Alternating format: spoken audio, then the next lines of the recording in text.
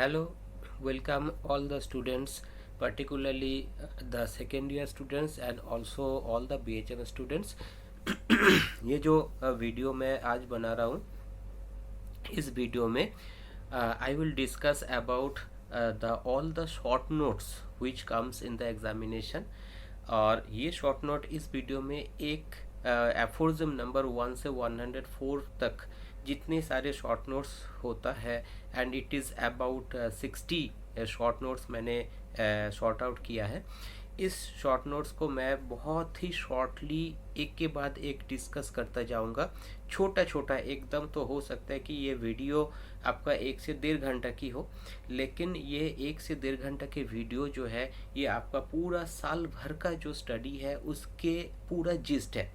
तो ये short notes के लिए पर्टिकुलरली, और इससे आपको फ़ायदा ये होगा कि आपको छोटे छोटे जितने सारे शॉर्ट नोट्स है ये तैयार हो जाएगा, सब चीज़ के बारे में एक बार आइडिया हो जाएगा। फिर आपको अगर डिटेल्स में जाना है तो उसके लिए अलग वीडियो आप देख सकते हो।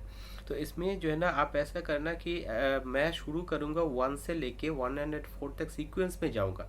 तो आपको अगर कोई शॉर्ट नोट की क्वेरी है, आप चाहे तो मेरा वीडियो स्किप कर करके भी देख सकते हो अकॉर्डिंग टू योर नीड। लेकिन अगर आप लोग पूरा पेन पेपर लेके बैठोगे और साथ में अगर इसको एक के बाद एक फॉलो करोगे, तो जनरली ये होगा कि आपका पूरा शॉर्ट नोट्स का चीज़ तैयार हो जाएगा। मैक्सिमम जो छोटा टॉपिक है ऑर्गेनन का फ्रॉम द एफोरिज्म से तैयार हो जाएगा। तो ये वीडियो 1 से 104 तक है। अब मैं शुरू करता हूँ। एक के बाद एक मैं टॉपिक बताते जाऊंगा। इसको आप क्या करना कि मेरे ये सुन लेना, सुनने के बाद जो है कि आप ऑर्गेनन ऑफ मेडिसिन का वो एफोरिज्म झट से पढ़ लेना। और साथ में आप चाहे आपका रेफरेंस बुक हो, चाहे वो नगेंद्र बाबू हो, चाहे ए के दास हो, चाहे कोई भी हो जो आपके लिए सुइटेबल लगे, तो वो चीज़ आप एग्जाम के राइटिंग के लिए उसका हेल्प ले सकते हो। These are all the reference book, but the main book is the organon of medicine written by Samuel Hahnemann, the 5th and 6th edition, translated by Dr. R.D. Dijen and in the 5th edition and William Borick in the 6th edition। चाहे आप BK सरकार की book भी देख सकते हो। So we start now. Okay, let's start. तो सबसे पहले अगर हम एकदम शुरू से देखें तो that is what is Organon. Now Organon is something, it is a literary work which contains some scientific explanations with a thought of system of logic and ये देखा जाए तो ये जो ऑर्गेनन है ये एक किताब है, एक लिटरेचर है जिसके अंदर कुछ साइंटिफिक फैक्ट्स और एक्सपेरिमेंट्स, ऑब्जर्वेशंस और साइंस हम लोग को बताया गया है एक लिटरेचर के थ्रू। और उस पे जिस तरीके से बताया गया है इसके पीछे लॉजिक है, तो लॉजिकली ये सारी चीज़ को एक्सप्लेन किया गया है। So this is one of the thing. हम लोग इसको हम देख सकते हैं कि if you go to your reference book, any reference book और any the you search in the Google, you can get this. तो ऑर्गेनन करके एक शॉर्ट नोट आपका आता है। तो what is this is the meaning of the organon. हमारे Hahnemann का जो ऑर्गेनन है that is the organon of medicine. तो रिगार्डिंग द मेडिकल सिस्टम और द मेडिकल साइंस, जो ये logical literary work on the base of science ये जो बताया गया है, दैट इज द ऑर्गेनन। एक चीज मैं बताना चाहूंगा इस मामले में, देखो this is a simple class, इसको आप स्टैंडर्डाइजेशन मत करना। आप देखो कि हमारे इस वीडियो में आपको फायदा क्या मिल रहा है। तो इसमें एक चीज मैं बताऊंगा कि यू जस्ट चीज को समझ लो एक बार, ठीक है। और इसके साथ साथ जो है कि आप you just follow one after another. और बहुत शॉर्ट एक्सप्लेनेशन है, ठीक है। तो मैं कोई डिटेल्स एक्सप्लेनेशन में नहीं जा रहा हूँ। हाँ, and another thing is that when you have to write a short note, इसमें क्या ना, कोई आपका शॉर्ट नोट जैसे कि 5 मार्क्स का होता है और 4 मार्क्स का या 6 मार्क्स का होता है। तो ये चीज़ है कि आप आधा एक पेज में अगर बहुत कॉम्पैक्टली इसका मीनिंग ठीक से बता पाओगे और इसका रेफरेंस फ्रॉम द एफोरिज्म्स अगर दे सकते हो, then you will get a very good marks. Okay, तो next short note it is we can get the topic of the sick. Short note आता है सिक। तो who is a sick person, आपको ये लिखना है कि सिक जो है कि the whole person is sick and not the part और ऑर्गन्स। तो जब हम लोग कोई भी व्यक्ति जब डिरेंज हो जाता है, उसका वाइटलिटी, तो उसका हर एक बॉडी का हर एक पार्ट से डिरेंज होता है, उसका कोई पर्टिकुलर पार्ट डिरेंज नहीं होता।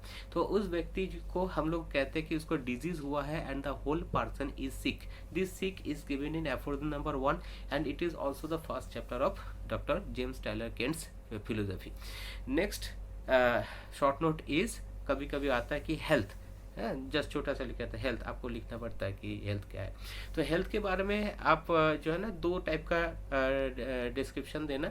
एक तो है कि अकॉर्डिंग टू हैनीमैन, जब अपना vital force all the works in a harmonious manner, maintaining all the sensations and functions in a normal way, जो एफोरिज्म नंबर 9 को आप एज ए ले सकते हो इसके रेफरेंस के तौर पे, ठीक है ना। 9 में जैसे लिखा है ना कि vital force it acts in A harmonious way, in the it is in the healthy condition man, the spiritual vital force, the dynamics that animates the material body, rules with unbounded स्वे, ये सारा लिखा है ना। तो 9 को आप देख सकते हो, उसको बता सकते हो, और साथ में ये बताना कि it is a condition where the vital force is acting in a normal harmonical manner, maintaining all the sensation and functions, and the body is at a condition, तब गुड कंडीशन। और इसके साथ हेल्थ का एक world health organisation का एक definition है, उसको आप दे सकते हो। वर्ल्ड हेल्थ ऑर्गेनाइजेशन का डेफिनेशन में जैसे health is a state of complete physical, mental and social wellbeing and not merely the absence of disease और इन्फर्मिटी, तो ये आप दे सकते हो। और उसके बाद छोटा सा आप एक एक्सप्लेनेशन दे देना कि जब हेल्दी कंडीशन होता है, वाइटल फोर्स हमारे बॉडी को सारे चीज़ को जैसे कि नॉर्मली मेंटेन करते हैं, उसी को हम हेल्थ कहते हैं। उसमें कोई एबनॉर्मल सेंसेशंस एंड फंक्शंस और सिम्टम्स नहीं मिलता, और जो भी जब वाइटल प्रोसेसेस है ये नॉर्मली रहता है। नेक्स्ट पॉइंट इज दैट, एक शॉर्ट नोट और आता है जैसे क्योर। तो क्योर जो है ऑब्वियसली एफोरिज्म नंबर 2 को फॉलो करो। तो एफोरिज्म नंबर 1 का एकदम लास्ट में क्योर लिखा हुआ है, द लेकिन 2 में हम देखते हैं कि एक्चुअल क्योर का कैसे होता है। तो हम लोग ये कह सकते हैं कि the restoration of sick to health from is called cure, sick से हेल्थ को ले जाना, इसको क्योर कह सकते हैं फ्रॉम एफोरिज्म नंबर 1।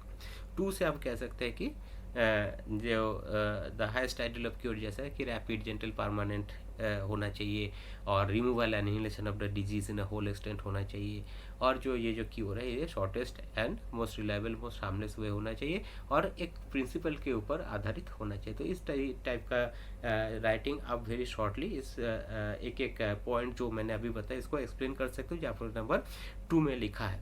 एंड हम ये भी कह सकते हैं कि क्योर के बारे में जो कंप्लीट आइडिया हैनीमैन से पहले नहीं था properly. Hahnemann was the first person to maintain to explain actual cure, what is actual cure, okay. So cure अच्छा, इसके साथ साथ जो है ना पैलिएशन और सेपरेशन का भी कभी कभी छोटा छोटा शॉर्ट नोट आ जाता है। पैलिएशन जैसे कि टेम्पोररी रिलीफ ऑफ सिम्टम को पैलिएशन कहते हैं, इसका कुछ एग्जांपल इसके बाद आप दे दो। और उसके बाद जो है कि इसमें ये लिखो कि the symptom disappears temporarily and thereafter the symptoms appear on the same in the on the same location as per the same intensity or increased intensity, and this is due to the result of antipathic or allopathic method of treatment। इससे palliation हो जाता है, कुछ समय के लिए symptom remove हो जाते हैं, इसको पैलिएशन कहते हैं। नेक्स्ट है कि देखो एफोरिज्म नंबर 1 में से एक चीज़ आता है जो फिजिशियन। तो physician a person who is an expert in the art of physics, who is having a knowledge about the normal functions and abnormal conditions of the body। तो फिजिशियन वो व्यक्ति है जिनको बॉडी के नॉर्मल एंड एबनॉर्मल फंक्शंस के बारे में मालूम होता है, उनका नॉलेज होता है। और ये चीज़ लिखा हुआ है द फिजिशियंस के बारे में, लिखा हुआ है एफोरिज्म नंबर 1 में कि उनका मिशन क्या होना चाहिए। तो फिजिशियन का ये मतलब होता है। तो जैसे आपका शॉर्ट नोट आएगा फिजिशियन, तो पहले आप इसका लिखो कि फिजिशियन के बारे में कहाँ लिखा है, एफोरिज्म नंबर 1 में लिखा है। और फिजिशियन के डेफिनेशन प्रॉपरली 1 में तो नहीं लिखा है, लेकिन इसका डेफिनेशन के अकॉर्डिंगली हम लोग ये बता सकते हैं कि इनको हम एक फिजिशियन बोलते हैं। उसके बाद आप इस फिजिशियन का ड्यूटी लिख सकते हो कि इनका जो ड्यूटी होता है और इनका जो मिशन होता है ये 1 में लिखा हुआ है एफोरिज्म नंबर 1 में कि इनका क्योर करना एक मिशन होता है। और इसके साथ आप ये भी लिख सकते हो कि फिजिशियन का सिर्फ एकमात्र मिशन क्योर नहीं होता, इसके फिजिशियन का बहुत सारे काम और होते हैं, जैसे कि प्रिवेंशन भी होता है, कोई एडवाइस देना भी होता है, कोई जगह में मतलब ऑटोप्सी और लीगल प्रोसीड्योर्स भी होता है, मास अवेयरनेस भी फिजिशियन का काम होता है, लेकिन क्योर करना सबसे इम्पोर्टेंट काम होता है। इसके बाद थियोरेटिक मेडिसिन थियोरेटिक मेडिसिन एक शॉर्ट नोट बहुत कॉमनली आता है, ये एफोरिज्म नंबर 1 का फुट नोट में लिखा हुआ है, और इसका मतलब है आप देखना एफोरिज्म नंबर 1 का फुट नोट जब आप पढ़ोगे उसमें सेकंड लाइन में ये चीज लिखा हुआ है कि interviewing the empty speculation and hypothesis concerning the internal essential nature of the vital process and the mode in which the disease originates in the interior of the organism. मतलब disease किस तरीके से तैयार होता है और शरीर के अंदर जो चीज़ अनदेखा होता है, जो चीज़ हम लोग को मालूम नहीं होता, तो वहाँ पे डिजीज कैसे तैयार होता है, कैसे इसका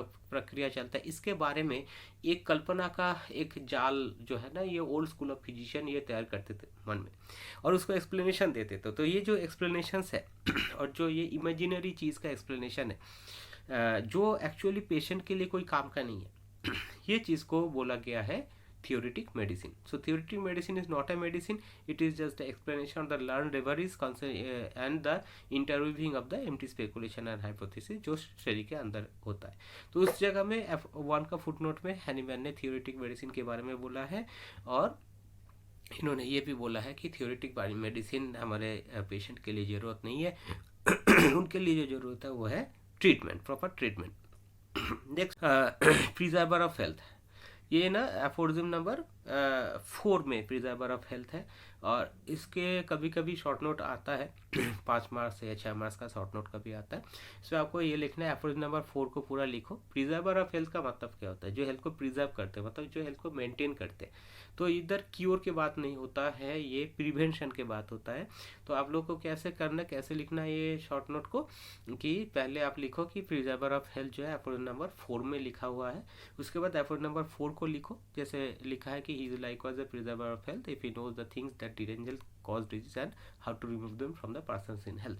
तो इसको आप 3 पार्ट में डिवाइड कर लो कि प्रिजर्वर ऑफ हेल्थ का मतलब ये होता है कि जो हेल्थ को प्रिजर्व करे, जो हेल्थ को मेंटेन करे। तो कैसे हेल्थ को मेंटेन करेगा? अगर इसको इस चीज़ के बारे में नॉलेज है कि कौन सा चीज़ जो हेल्थ को डिरेंज करता है, कौन सा चीज़ जो डिजीज़ को कॉज करता है, मतलब कॉज ऑफ द डिजीज क्या है, और कैसे ये सारे चीज़ जो भी हेल्थ को पोल्यूट करेगा या हेल्थ को ख़राब करेगा, कैसे इन सारे चीज़ को एक हेल्दी पर्सन से दूर रखा जाए। I repeat, in healthy person से दूर रखा जाए। तो ये देखोगे कि how to remove them from the persons in health.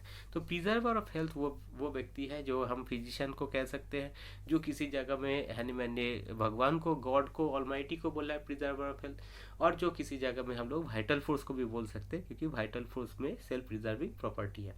तो this is the preserver of health, और ये सबसे मेनली फिजिशियन को कहा गया है। तो यही चीज़ आपको लिखना है in the short note. Next short note है in the short note is the, ये जो कॉज ऑफ द डिजीज आता है एफोरिज्म नंबर 5 में। तो 5 में जैसे कि exciting cause and fundamental cause, ये 2 चीज़ है। तो एक्साइटिंग कॉज के शॉर्ट नोट आएगा, आप शॉर्ट नोट में बहुत सिंपल से लिखना कि एफोरिज्म नंबर 5 में एक्साइटिंग कॉज के बारे में बताया। इंग्लिश में बताओ तो उस तरीके से इंग्लिश में the exciting cause is written in aphorism number 5 in the organon of medicine written by doctor Christian Friedrich Samuel Hahnemann. Now the exciting cause means that is the cause which is responsible for the acute disease, the exciting cause। acute disease के लिए जो cause responsible है that is the exciting cause। और ये exciting cause का आप 1-2 example दे दो, ठीक है। अब एग्जाम्पल आपको एफोरिज्म नंबर 73 से मिलेगा, इधर आप नॉर्मली कॉमन सेंस का एग्जाम्पल दे दो, ठीक है, कि जैसे बारिश में भीग गया और कोई एक्यूट डिजीज शुरू हो गया, सर्दी खांसी जुकाम शुरू हुआ, कॉमन कोल्ड जो ऐसा होता है, तो ऐसे कोई भी एग्जाम्पल आप दे सकते हो, ठीक है। तो नेक्स्ट शॉर्ट नोट है फंडामेंटल कॉज। तो फंडामेंटल कॉज के बारे में देखो, सबसे पहले एफोरिज्म नंबर 5 में लिखा है, तो just you make it very simple that it is written in aphorism number 5 of the organon of medicine. और उसके बाद आप ये लिख सकते हो कि जो फंडामेंटल कॉज है, the cause which is responsible for the chronic disease, formation of the chronic disease is a fundamental cause and it is due to a chronic miasm। तो we can say that ये जो fundamental cause जो है, इसको आप is a synonymous to chronic miasm। और ये chronic miasm के बारे में थोड़ा सा हल्का सा आप कह दो कि chronic miasm जो है ये हैनीमैन ने आविष्कार किया था, and it's the root cause of the disease which is called the fundamental cause। ये 3 टाइप के होते हैं, ये सोरा होते हैं, साइकोसिस होते हैं, सिफिलिस होते हैं, ठीक है। तो इसका कुछ एग्जाम्पल आप शायद दे सकते हो इफ इट इज़ थोड़ा सा, ये अगर बड़ा क्वेश्चन है, बिग क्वेश्चन है, तो उसके लिए आपको इलेबोरेटली लिखना पड़ेगा, और अगर शॉर्ट नोट है तो इतना सफिशिएंट है ना। नेक्स्ट शॉर्ट नोट है जैसे एक्सेसरी सर्कमस्टेंस। ये भी एफोरिज्म नंबर 5 में है। देखो मैं ना एफोरिज्म पकड़ के जा रहा हूँ 1 से लेके तो एक्सेसरी सर्कमस्टेंस जो है ये क्या चीज़ है कि क्रॉनिक डिजीज़ में इन्वेस्टिगेशन करते वक्त जो है कि ये नॉर्मल जो भी सिम्टम्स आता है इसके अलावा फिजिशियन को कुछ और इन्वेस्टिगेट करना पड़ता है, ये सारे चीज़ को एक्सेसरी सर्कमस्टेंस बोला जाता है। एक्सेसरी सर्कमस्टेंस जो वर्ड है, जो शब्द है, ये एफोरिज्म नंबर 7 में कहा गया है और इसके बारे में इसका जो डिटेल्स जो पॉइंट्स है ये एफोरिज्म नंबर 5 में मिलेगा। जैसे कि आप देखोगे एफोरिज्म नंबर 5 को पढ़ोगे, लास्ट में 2-3 लाइन है जिसमें ये लिखा है कि physical constitution of the patient, mode of living and habit, social and domestic relation, age, sexual function etcetera are to be taken into consideration, ऐसे लिखा है। तो ये जो चीज़ है ये बहुत इजी है। ये सारी चीज़ हम लोगों को जब भी कोई क्रॉनिक डिजीज़ को देखते हैं इस एक्सेसरी सर्कमस्टेंसेस के बारे में पेशेंट से पूछना होता है और इससे हमको फंडामेंटल कॉज फाइंड आउट करने में हेल्प होता है। सो इसका एक एक पॉइंट को आप छोटा छोटा करके एक्सप्लेन कर सकते हो तो आपका बहुत अच्छा एक स्ट्रक्चर बन जाएगा शॉर्ट नोट के। नेक्स्ट शॉर्ट नोट आ सकता है एक्सीडेंट्स। अब देखोगे एफोरिज्म नंबर 6 में एक जगह ब्रैकेट में लिखा है morbid phenomena accident symptom, anything which comes suddenly is called accident. तो अचानक से कोई सिम्टम आया, कोई अचानक से कोई एक्साइटिंग कॉज या कोई इडियोपैथिक कॉज के कारण कोई ऐसा कोई एक्यूट डिजीज हो गया तो these are called the accidents. Okay, तो इसको कोई एक आध एग्जाम्पल आप दे सकते हो कि अचानक से कोई एक्यूट डिजीज आ गया तो ये एक्सीडेंट। नेक्स्ट है कि शॉर्ट नोट आपका आ सकता है सिम्टम्स। तो सिम्टम्स जो है ये शॉर्ट नोट है, you can say that symptoms aphorism number 6 से बताओ, ये ज़्यादा अच्छा रहेगा। एकदम डायरेक्टली कोटेशन ले लो। The deviation from the former healthy state to the now diseased individual which is felt by the patient, remarked by those around him and observed by the physician। तो अगर आपको ये this is the call the definition of the symptoms हम कह सकते हो ये। And ये जो चीज़ है देखोगे आप एफोरिज्म नंबर 6 में लिखा है, शुरू में ये लिखो कि सिम्टम्स के बारे में जो लिखा है इन 6 से शुरू हुआ है एंड वेरियस अदर एफोरिज्म्स में हैनीमैन ने सिम्टम्स के बारे में लिखे हैं।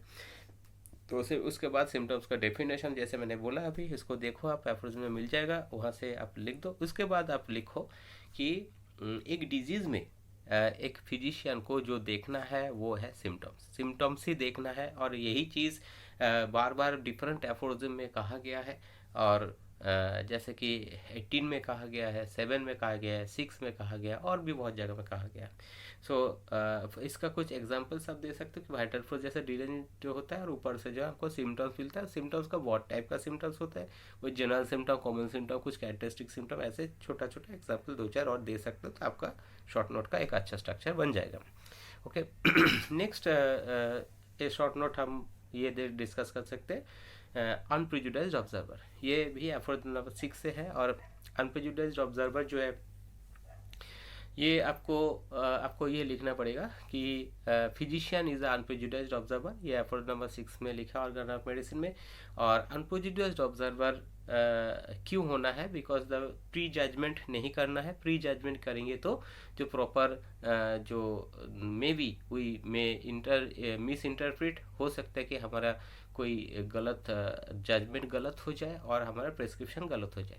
इस मामले में फिलोसफी से 2 शब्द लिखा है आपका, कुछ रेफरेंस बुक में हमने देखा है कि ये लिखा है कि अगर ऑब्जर्वेशन सही नहीं होगा तो 2 टाइप का ऑब्जर्वेशन होता है, एक होता है मैल ऑब्जर्वेशन, एक होता है नॉन ऑब्जर्वेशन।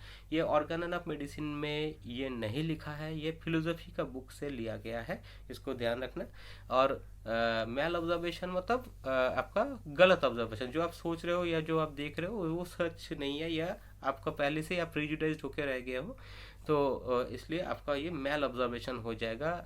जो है वो तब देखोगे लेकिन वो गलत तरीके से देखोगे तो उसके प्रॉपर जजमेंट आप नहीं कर पाओगे। और नॉन ऑब्जर्वेशन मतलब ओवरलुक कर जाना, मतलब एकदम बिल्कुल वो ऑब्जर्व किया ही नहीं, इस टाइप का कुछ बात है।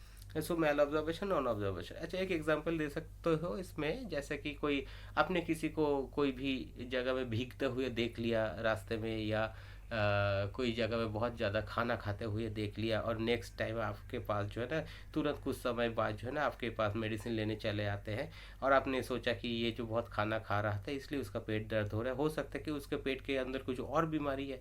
तो अगर आपने पहले से ही प्री जांच कर लिया और उसके हिसाब से आपने कोई इंडाइजेशन का कुछ हल्का सा मेडिसिन दे दिया, मे बी आपका प्रेस्क्रिप्शन और ट्रीटमेंट रॉन्ग हो सकता है। ये कोई एक साधारण एग्जाम्पल है, कॉमन सेंस में ये आप एग्जाम्पल दे सकते हो।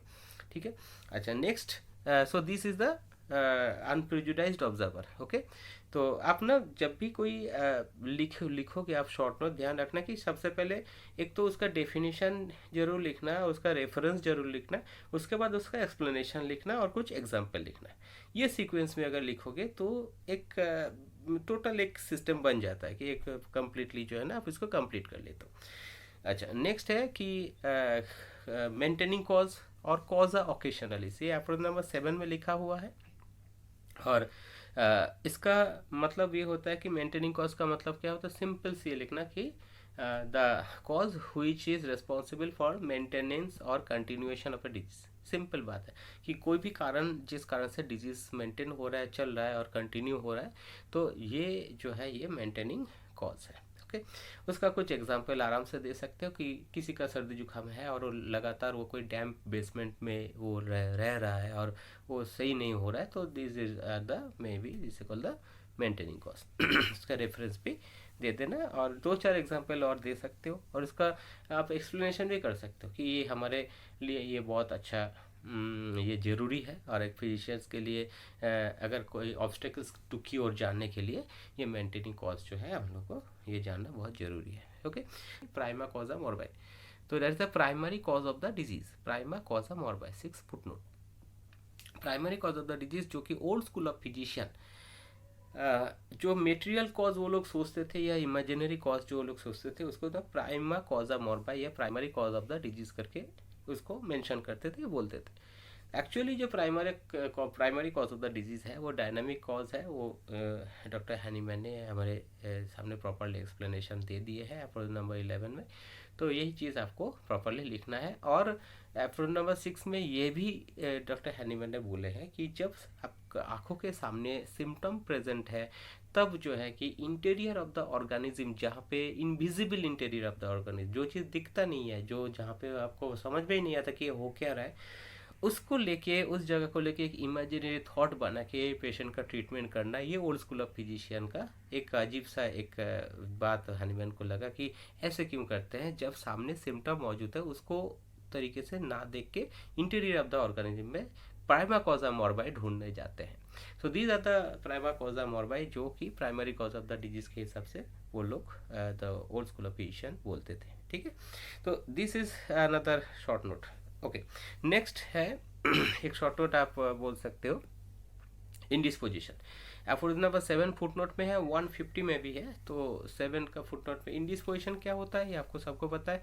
ये एक डिजीज लाइक कंडीशन है जो कि एक फुल्ली डेवलप्ड डिजीज नहीं है। और ये डिजीज लाइक कंडीशन जो है कि इसको रिमूव करना होता है, इसको ठीक करने के लिए कोई मेडिसिन की ज़रूरत नहीं होता क्योंकि ये कोई फुल्ली डिजीज डेवलप डिजीज नहीं है।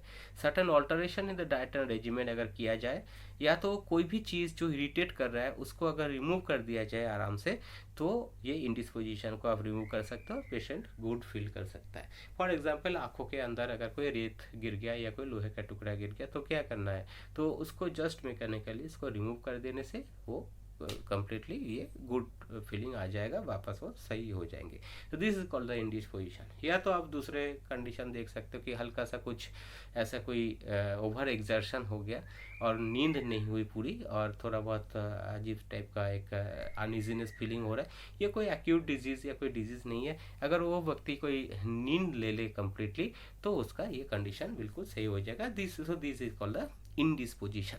इसको आप अच्छे तरीके से इसको आपको छोटा करके एग्जाम्पल देके लिखना है। ओके, अच्छा next short note we can say that approach number 8 से परसेप्टेबल फिनोमेना करके एक वर्ड आता है, तो कभी कभी ये आता है जैसे कि what is the perceptible phenomena, जो भी घटना जो भी हो रहा है एक पेशेंट में, तो जो फिजिशियन को परसीव हो रहा है, मतलब जो फिजिशियन परसीव कर सकते हैं, कौन सा चीज़ फिजिशियन परसीव कर सकते हैं, basically the symptoms and the totality of symptoms, है ना। तो ये जो symptoms and totality of symptom है, इसी को परसेप्टिबल फेनोमेना एफरोज नंबर 8 में बोला गया है। तो इसको आप रेफरेंस देख के प्रॉपरली इसका सिम्टम्स जो, क्योंकि ये हमारे सामने होता है सिम्टम्स, हम लोग इसका सब्जेक्टिव ऑब्जेक्टिव सिम्टम्स देख पाते हैं, तो ये चीज़ जो है आप लिख सकते हो। Okay, next short note we can say, ये ऑल्दो ये बिग लॉन्ग क्वेश्चन या बिग क्वेश्चन में आता है, लेकिन फिर भी शॉर्ट नोट में कह सकते हैं, ये है कि वाइटल फोर्स। वाइटल फोर्स, तो वाइटल फोर्स के बारे में जब आपको लिखना है तो आपको डिफरेंट बुक्स में अपने अपने हिसाब से डेफिनेशन दिया गया है। कोई कोई जगह में लिखा है it is a super essential thing that organises और maintains all the functions of the body and in a harmonical manner, और ये जो चीज़ है ये नॉर्मल कंडीशन में होता है तो हेल्थ होता है, और एबनॉर्मल कंडीशन में होता है डिजीज होता है। ये ऐसे एक डेफिनेशन आप लिख सकते हो। लिखो कि एफर्ट्स नंबर 9, 10, 11 एंड 12 में वाइटल फोर्स के बारे में बताया गया है। तो वाइटल फोर्स जो है कि हेल्दी कंडीशन में बॉडी को सारे हारमोनियस मेथड में ये मेंटेन करते हैं, और हमारे हायर पर्पस ऑफ एग्जिस्टेंस के लिए वाइटल फोर्स का वर्क बहुत ज़रूरी है। एंड वाइटल फोर्स जैसे कि 9 एंड 10 एफोरिज्म में health, vital force in health लिखा हुआ है, और जब वाइटल फोर्स डिरेंज होता है, जो कि एफोरिज्म नंबर 11 में लिखा है कि डिरेंज होता है तब डिजीज़ होता है। तो डायनामिकली वाइटल फोर्स डिरेंज होता है और डिजीज़ होता है, और ये डिजीज़ हम लोग सिम्टम्स के ज़रिए हम लोग देख सकते हैं। ये एफोरिज्म नंबर 11 में लिखा है। और जब हम किसी को क्योर करना चाहते हैं, डिजीज़ को हम क्योर करना चाहते हैं और सिक पर्सन को हम हेल्दी पर्सन में कन्वर्ट करना चाहते हैं, तो जो डिरेंज वाइटल फोर्स है इसको नॉर्मल कंडीशन में वापस लाने का मतलब हो गया cure. This is given in aphorism number 12। और वाइटल फोर्स के बारे में एक चीज़ और लिख सकते हो आप कि वाइटल फोर्स का जो कैरेक्टरिस्टिक्स है, जैसे कि वाइटल फोर्स स्पिरिचुअल होता है, डायनामिक पावर होता है, और वाइटल फोर्स एक ऑटोक्रेटिक, मतलब वाइटल फोर्स का जो वर्क है वही मेन चलता है, तो उसी हिसाब से जो बॉडी है ये हेल्दी होगा कि अनहेल्दी होगा ये डिपेंड होता है। तो ऑटोक्रेटिक, ऑटोमेटिक है कि वाइटल फोर्स को चलाने वाला खुद वाइटल फोर्स है, आगे इसके ऊपर और कोई नहीं है कि वाइटल फोर्स को इंस्ट्रक्शन देके चलाए। तो that is the vital force, it works in its own manner, automatic. और वाइटल फोर्स अनइंटेलिजेंट होता है। अनइंटेलिजेंट मतलब वाइटल फोर्स को ये पता नहीं होता कि what is the good and what is the bad. तो बॉडी को जिस तरीके का स्टिमुलस मिलता है, हर कोई स्टिमुलस वाइटल फोर्स को एक्सेप्ट कर लेता है, तो इसलिए वो अनइंटेलिजेंट है। और इंस्टिंक्टिव है कि वाइटल फोर्स का जो उत्पत्ति है, जहाँ से वाइटल फोर्स शुरू हुआ है वो अपने आप ही शुरू हुआ, अपने आप ही उसका काम चलता है। तो जितने टाइम ये लाइफ शुरू हुआ है वाइटल फोर्स तब से शुरू हुआ है, दैट इज़ द इंस्टिंक्टिव है। तो ये सारे पॉइंट्स जो है वाइटल फोर्स का characteristic of the vital force, ये आप बहुत शॉर्टली इस शॉर्ट नोट में लिख सकते हो। ठीक है, तो वाइटल फोर्स के बारे में अगर कोई शॉर्ट नोट आए तो vital force in health, in disease, in cure, and vital force का जो कैरेक्टरिस्टिक्स है ये आप लिख सकते हो। तो 9, 10, 11, 12 एफोरिज्म ये आपका वाइटल फोर्स का हो गया। नेक्स्ट शॉर्ट नोट है कि मेटेरिया पेकन्स। मेटेरिया पेकन्स क्या है कि 11 एफोरिज्म का फुट नोट में लिखा है, and it is the material cause of the disease, जो कि allopathic system of medicine, old school of physician जो है ये मानते थे। और मेटेरियल जो है कोई भी डिजीज़ है, जबकि यानी मैंने बोला कि डायनामिक डिजीज होता है, लेकिन ओल्ड स्कूल ऑफ फिजिशियन बोलते हैं कि कोई मेटेरियल कॉज के कारण होता है। So these are called the materia peccans. तो ये कितने जस्टिफाइड है कितना नहीं है इसके बारे में आप एक्सप्लेन कर सकते हो थोड़ा बहुत, तो आपका ये शॉर्ट नोट बन जाएगा। ओके, तो नेक्स्ट शॉर्ट नोट है सर्जिकल डिजीज़। सर्जिकल डिजीज़ का शॉर्ट नोट आ सकता है, और ये एफरोज नंबर 13 में लिखा हुआ है और एफरोज नंबर 29 में लिखा हुआ है। तो the disease which requires a surgical treatment, which requires a mechanical aid, इसको सर्जिकल डिजीज कह सकते हैं। और ये सिर्फ कोई मेडिसिन से क्योर नहीं हो सकता, इसके लिए कोई मैकेनिकल प्रोसीड्योर अपनाना पड़ेगा। कोई ऑपरेशन बोलो, कोई सर्जरी बोलो, कोई any other type of mechanical procedure जो है ये इस डिजीज़ का ट्रीटमेंट है। तो these are all called the surgical disease. इसके बारे में आप एग्जाम्पल देके शॉर्ट नोट को लिख सकते हो। ओके, नेक्स्ट है एफोरिज्म नंबर 17 का फुट नोट में एक चीज़ होता है कि मोरल रेमेडी। मोरल रेमेडी क्या होता है कि this is not just giving the medicine, ये क्या ना पेशेंट को जो चीज़ हम लोग नॉर्मली काउंसलिंग बोलते हैं, या पेशेंट का जो मोरालिटी है, जो उसका मेंटल सिम्टम है, उसको कोई एडवाइस देना, उसके इस लेवल में उसका ट्रीटमेंट करना, that is the moral remedy. और ये फिजिशियन का एक हो सकता है कि एक वो बता सकते हो कि इंटेंशन है, और फिजिशियन का कुछ एडवाइसेस है, फिजिशियन का इस टाइप का जो भी ट्रीटमेंट है रिगार्डिंग द साइकोलॉजिकल ट्रीटमेंट भी कह सकते हो। तो all these comes under the moral remedy, और इसके बारे में कुछ एग्जाम्पल आप लिख सकते हो। तो this is the short note of moral remedy. Next है कि आप चले आओ एफोर्ड नंबर 18 में एक चीज़ लिखा हुआ कि अकोम्पनिंग मोडलिटीज़, ये शॉर्ट नोट आ सकता है। अकोम्पनिंग मोडलिटीज़ और कुछ नहीं है, ये एक्सेसरी सर्कमस्टेंसेस ही है कि जो मेन सिम्टम्स है इसके साथ साथ जो है कि इसके साथ एडिशनल अकोम्पनिंग और जो कुछ चीज़ें होते हैं जो कि हम लोग एफोर्ड नंबर 5 में देख चुके हैं एज पर एक्सेसरी सर्कमस्टेंसेस, यही है अकोम्पनिंग मोडलिटीज़। इसका पॉइंट आप लिख सकते हो, और ये पॉइंट जो है आप अच्छे से एक्सप्लेन कर सकते हो, तो आपका अकोम्पनिंग मोडलिटीज़ का शॉर्ट नोट का आंसर बन जाएगा। नेक्स्ट शॉर्ट नोट है मेडिसिन। अगर मेडिसिन शॉर्ट नोट आता है तो एफोर्ड नंबर 19 का आप रेफरेंस ले सकते हो।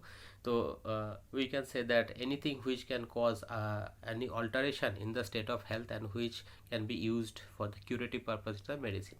हेल्थ को ऑल्टर करने वाले पॉइजन भी हो सकते हैं, कोई और मैकेनिकल कोई भी चीज़ हो सकता है, लेकिन जो चीज़ हेल्थ को ऑल्टर करे और वो क्या डिजीज को क्योर करने का भी काम पे उसको लगाया जाए, that is the medicine. That is given in aphorism number 19। और उसमें एक चीज़ लिखना बहुत ज़रूरी है कि the disease producing power is the disease curing power of the medicine.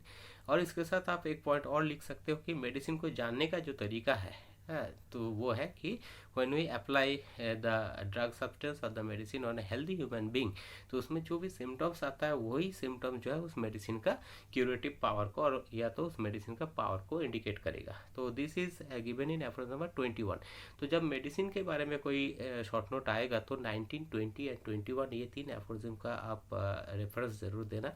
और इसी चीज़ को ड्रग प्रूविंग कहते हैं। मेडिसिन को जो जानने का तरीका है ये 105 से 145 तक है। तो how to know about the medicine.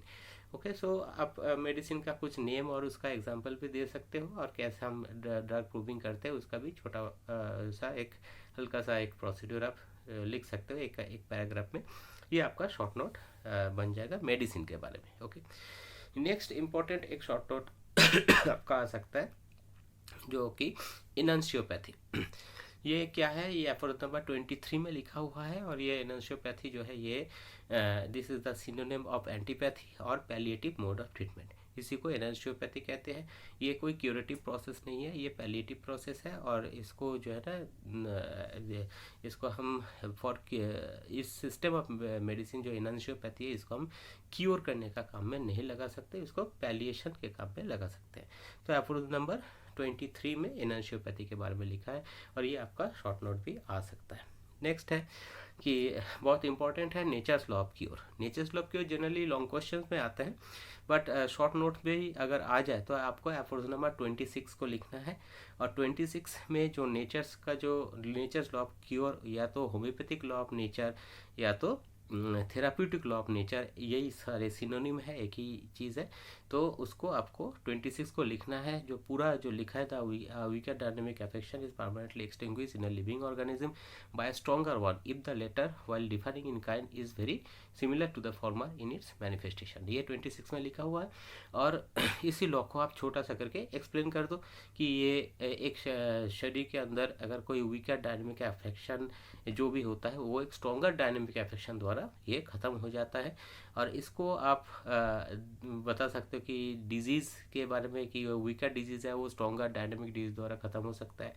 कोई मोरल एस्पेक्ट जो लिखा हुआ है 26 का फुट नोट में है ये कि जैसे कि कोई मेंटली कोई अगर छोटा बहुत कोई दुख है, वो कोई बड़ा दुख आ जाए तो छोटा दुख का कोई असर नहीं होता, ये भी है। और एक फिजिकल एस्पेक्ट होता है जैसे कि दिन में तारे नहीं दिखते, क्योंकि जो तारा का जो लाइट है ये लाइट जो है कि सन का लाइट से ये और नहीं दिखता है। तो ये जो चीज़ है तो this is the physical aspect. तो ये चीज़ आप इस तरीके से एक्सप्लेन कर सकते हो, है ना। तो पहले लॉ लिख लो, उसके बाद इसको एक्सप्लेनेशन कर दो, और ये लिविंग ऑर्गेनिज्म में ही होता है ये भी बता दो, और इसका तीनों एस्पेक्ट को आप एक्सप्लेन कर सकते हो। That is Nester's law of cure. Now another next short note है modus operandi of homeopathic cure. ये भी लॉन्ग क्वेश्चन में भी आता है, और 29 एफोरिज्म है ये शॉर्ट नोट भी आ सकता है। और इसमें आपको ये लिखना है कि होम्योपैथिक मेडिसिन जब दिया जाता है तो उसमें किस तरीके से क्योर होता है, उसका क्या मैकेनिज्म है। तो सिंपल है कि जब एक सिमिलर एंड स्ट्रॉन्गर मेडिसिन दिया जाता है तो वो क्या है ना, वीकर जो डिजीज़ है, क्योंकि ये सिमिलर है तो इस कारण से जो डिजीज़ है उस जगह वो ले लेता है। तो now the body is medicinally disease. और उसके बाद क्योंकि मेडिसिन जो दिया जाता है ये मिनिमम बहुत कम डोज में दिया जाता है और बहुत शॉर्टर ड्यूरेशन ऑफ एक्शन होता है। तो ये जो दो पॉइंट है minimum dose and shorter duration of action, इस कारण से वाइटल फोर्स इसको इजीली ओवरकम कर लेता है। सेकेंडरी रिएक्शन द्वारा ये कम्प्लीटली क्योर की तरफ चला जाता है, क्योर हो जाता है। सो इस चीज़ को आपको शॉर्टली एक्सप्लेन कर देना है ये शॉर्ट नोट में, ठीक है। नेक्स्ट जो शॉर्ट नोट आ सकता है वो है ससेप्टिबिलिटी। अगेन ये भी लॉन्ग क्वेश्चन में भी आ सकता है। तो ससेप्टिबिलिटी जो है इसका एक डेफिनेशन है जो स्टुअर्ट क्लॉज में लिखा है, तो वो डेफिनेशन सबसे अप्रोप्रिएट है। तो लिख सकते हो द क्वालिटी और capability of living organism to receive impression that is the reaction to stimuli. मतलब कोई भी इसका एक्सप्लेनेशन दे सकते हो। ये एफोरिज्म नंबर 31, 32 एंड 33, ये 3 एफोरिज्म को आपको मेंशन करना है। और उसमें आप ये लिख सकते हो कि जब कोई भी व्यक्ति बीमार होता है वो तभी होता है जब वो व्यक्ति उस बीमारी के प्रति ससेप्टेबल होता है। तो डिजीज़ जो है ना ये कंडीशनली ऐड करता है, मतलब डिजीज़ के प्रति ससेप्टेबल होगा कोई बंदा तो ही नेचुरल डिजीज एक्ट करेगा मतलब अटैक करेगा। और मेडिसिन जो है कि ये ऑल टाइम किसी भी व्यक्ति को अफेक्ट कर सकता है। तो वो स्वस्थ हो तो जैसे ड्रग प्रूफ में होता है तो हेल्दी पीपल के ऊपर अगर मेडिसिन दिया जाए तो भी सिम्टम दिखेगा, और जो अनहेल्दी या डिजीज पर्सन है उसमें मेडिसिन देने से ये क्योर हो सकता है। So this is what you can write in the short note of susceptibility. Okay, next हम लोग को ये मिल जाता है कि प्रोफाइल एक्सिस के बारे में अगर कोई शॉर्ट नोट आए तो होम्योपैथिक प्रोफाइल एक्सिस, तो एफोरिज्म नंबर 33 का फुटनोट और 73 का फुटनोट आप ले सकते हो एज पर रेफरेंस। उसमें जैसे दिया है कि स्कारलेट फीवर में बेलाडोना जिनको दिया गया था तो उनको स्कारलेट फीवर आगे और नहीं हुआ था, जिन लोगों को नहीं हुआ था उनको स्कारलेट फीवर का अटैक बिल्कुल हुआ नहीं। ये बेलाडोना उसमें यूज़ हुआ था। और ये 1810 में कॉनिंग स्लोटर में हैनीमैन का एक्सपीरियंस है। और दूसरा है कि आपका पार्प्यूरा मिलियरिस में एकोनाइट इसी तरीके से एज ए प्रोफाइलैक्सिस काम किया था। तो होम्योपैथी में प्रोफाइलैक्सिस का कुछ असर, कुछ रोल है, ये भी आप मेंशन कर सकते हो according to this aphorism footnote. Next short note आता है आप बहुत इंपॉर्टेंट है ये, कॉम्प्लेक्स डिजीज बहुत कॉमनली आता है ये। एफोरिज्म नंबर 40 में लिखा है जहाँ पे what happens when two dissimilar disease meet. तो इसमें जो थर्ड कंडीशन है एफोरिज्म नंबर 40 में लिखा है, इसमें ये लिखा है कि अगर दो डिजीज बॉडी में मीट करेगा, दोनों इक्वल इन स्ट्रेंथ होगा, डिसिमिलर इन नेचर होगा और chronic in nature, long continue. ये जो 3 पॉइंट है, equal in strength, dissimilar and chronic in nature, तो ये दोनों डिजीज जो है ये बॉडी में अपने अपने जगह ले लेगा और कैरी आपका जो वर्क है अपना डिजीज का वो डिजीज कैरी होता रहेगा। इस कंडीशन को कॉम्प्लेक्स डिजीज बोलते हैं। ये 40 एफोरिज्म में लिखा है और 40 का फुटनोट में ये भी लिखा है कि ये दो डिजीज जो है ये एक साथ ब्लेंड नहीं होगा, कोई नया डिजीज फॉर्मेशन नहीं होगा। यही डिजीज जो है ना अपने अपने तरीके से बॉडी में कंटिन्यू करता जाएगा। इसमें एक चीज़ और मेंशन करना होगा आपको कि 40 एफोरिज्म का एक नेक्स्ट पैराग्राफ में ये लिखा है कि अगर ये दोनों डिजीज एक्यूट है तो एक्यूट में क्या होता है कि इन मैक्सिमम और मेनी केसेस जनरली एक दूसरे को सस्पेंड कर देता है, लेकिन कुछ रेयर कंडीशंस में दो एक्यूट डिजीज जो कि डिसिमिलर इन नेचर है ये दोनों एक साथ बॉडी में कंटिन्यू होते हुए भी देखा गया है। उसका कुछ एग्जांपल्स दिया गया है एफोरिज्म नंबर 40 में ही। So this is the complex disease. तो कॉम्प्लेक्स डिजीज को कैसे लिखोगे, शुरू में कॉम्प्लेक्स डिजीज किस सिलसिले में लिखा हुआ है वो लिखो, what happens two dissimilar disease meet, फिर लिखो कि 40 एफोरिज्म में लिखा है, फिर उसमें क्या होता है, 3 कंडीशन से मैंने बताया भी, और इसमें एक्यूट में क्या होता है और दो डिजीज एक साथ ब्लेंड नहीं होता। इसी को अगर लिखोगे देखोगे आपका आधा एक पेज हो जाएगा। उसका एग्जाम्पल भी दे देना। हो गया, कॉम्प्लेक्स डिजीज हो गया। नेक्स्ट है कि एक शॉर्ट नोट और है कि masked venereal disease. Masked venereal disease क्या है कि जैसे कि कोई कॉम्प्लेक्स डिजीज हो गया तो उसमें क्या है ना, कोई मान के चलो कोई एक वेनरल एक नॉन वेनरल मियाज्म वाला डिजीज आ गया, एक सोरा हो गया और एक सिफिलिस या साइकोसिस हो गया। तो ओल्ड स्कूल ऑफ मेडिसिन का ट्रीटमेंट में क्या होता था, जहाँ भी कोई वेनरल डिजीज होता था उस जगह पे क्रूड मार्क्यूरियल ट्रीटमेंट दिया जाता था। इस कारण से क्या होता था कि जो डिजीज जो था वो तो होता ही था, वो तो कंटिन्यू होता ही था, साथ में मार्क्यूरी का जो ट्रीटमेंट है इसमें क्या होता था, एक एक कॉम्प्लेक्स कंडीशन अराइज होता था। मतलब सपोज करके ये कॉम्प्लेक्स डिजीज है, सोरा वाला डिजीज भी है, सिपिलिस वाला डिजीज भी है, प्लस मार्करी वाला एक एप्लीकेशन हो गया। तो नाउ ये एप्लीकेशन होने के कारण जो original symptom of the disease जो है ये ब्लेंड होके ऐसा कंडीशन होता था कि ये छुप जाता था और न्यू टाइप का सिम्टम्स आता था। जैसे कि होता कि असली जो चेहरा है उसके ऊपर एक नकाब हो जाए, एक मास्क हो जाए, तो फिर वो दूसरा चेहरा हो जाता। तो मास्क वेनरल डिजीज ऐसा ही है कि वेनरल डिजीज जहाँ भी होता था उसमें मार्क्यूरल ट्रीटमेंट के कारण ओरिजिनल सिम्टम जो है कि ये दब जाता था, ये छुप जाता था और न्यू टाइप का सिम्टम आता था। ऐसे कंडीशंस को हम मास्क वेनरल डिजीज कहते हैं, गिवन इन एफरोजन नंबर 41। तो ये एक शॉर्ट नोट और हो गया। ओके, इसके बाद जो है कि हम देख सकते हैं कि एफरोजन नंबर 46 में दो चीज़ बहुत इंपॉर्टेंट है, एक है एक्सेसरी मियाज्म और एक है फिक्स मियाज्म। ये भी शॉर्ट नोट में कभी कभी आता है। तो एक्सेसरी मियाज्म जो है ये क्या है कि एक्सेसरी मतलब एडिशनल।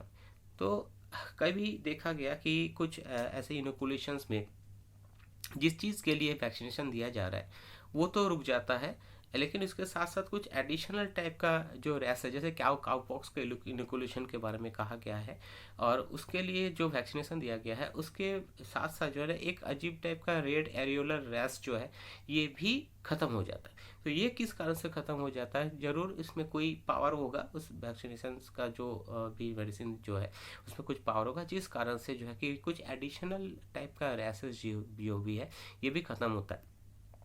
तो this type of power is the accessory मियाज्म कहा गया है इस जगह पे। ठीक है, सो दैट इज एफरोजन नंबर 46। मैं बहुत शॉर्टली बता रहा हूँ इसलिए पूरा पूरा प्रॉपर एक्सप्लेनेशन देने के लिए दूसरा वीडियो भी है। Now fix मियाज्म।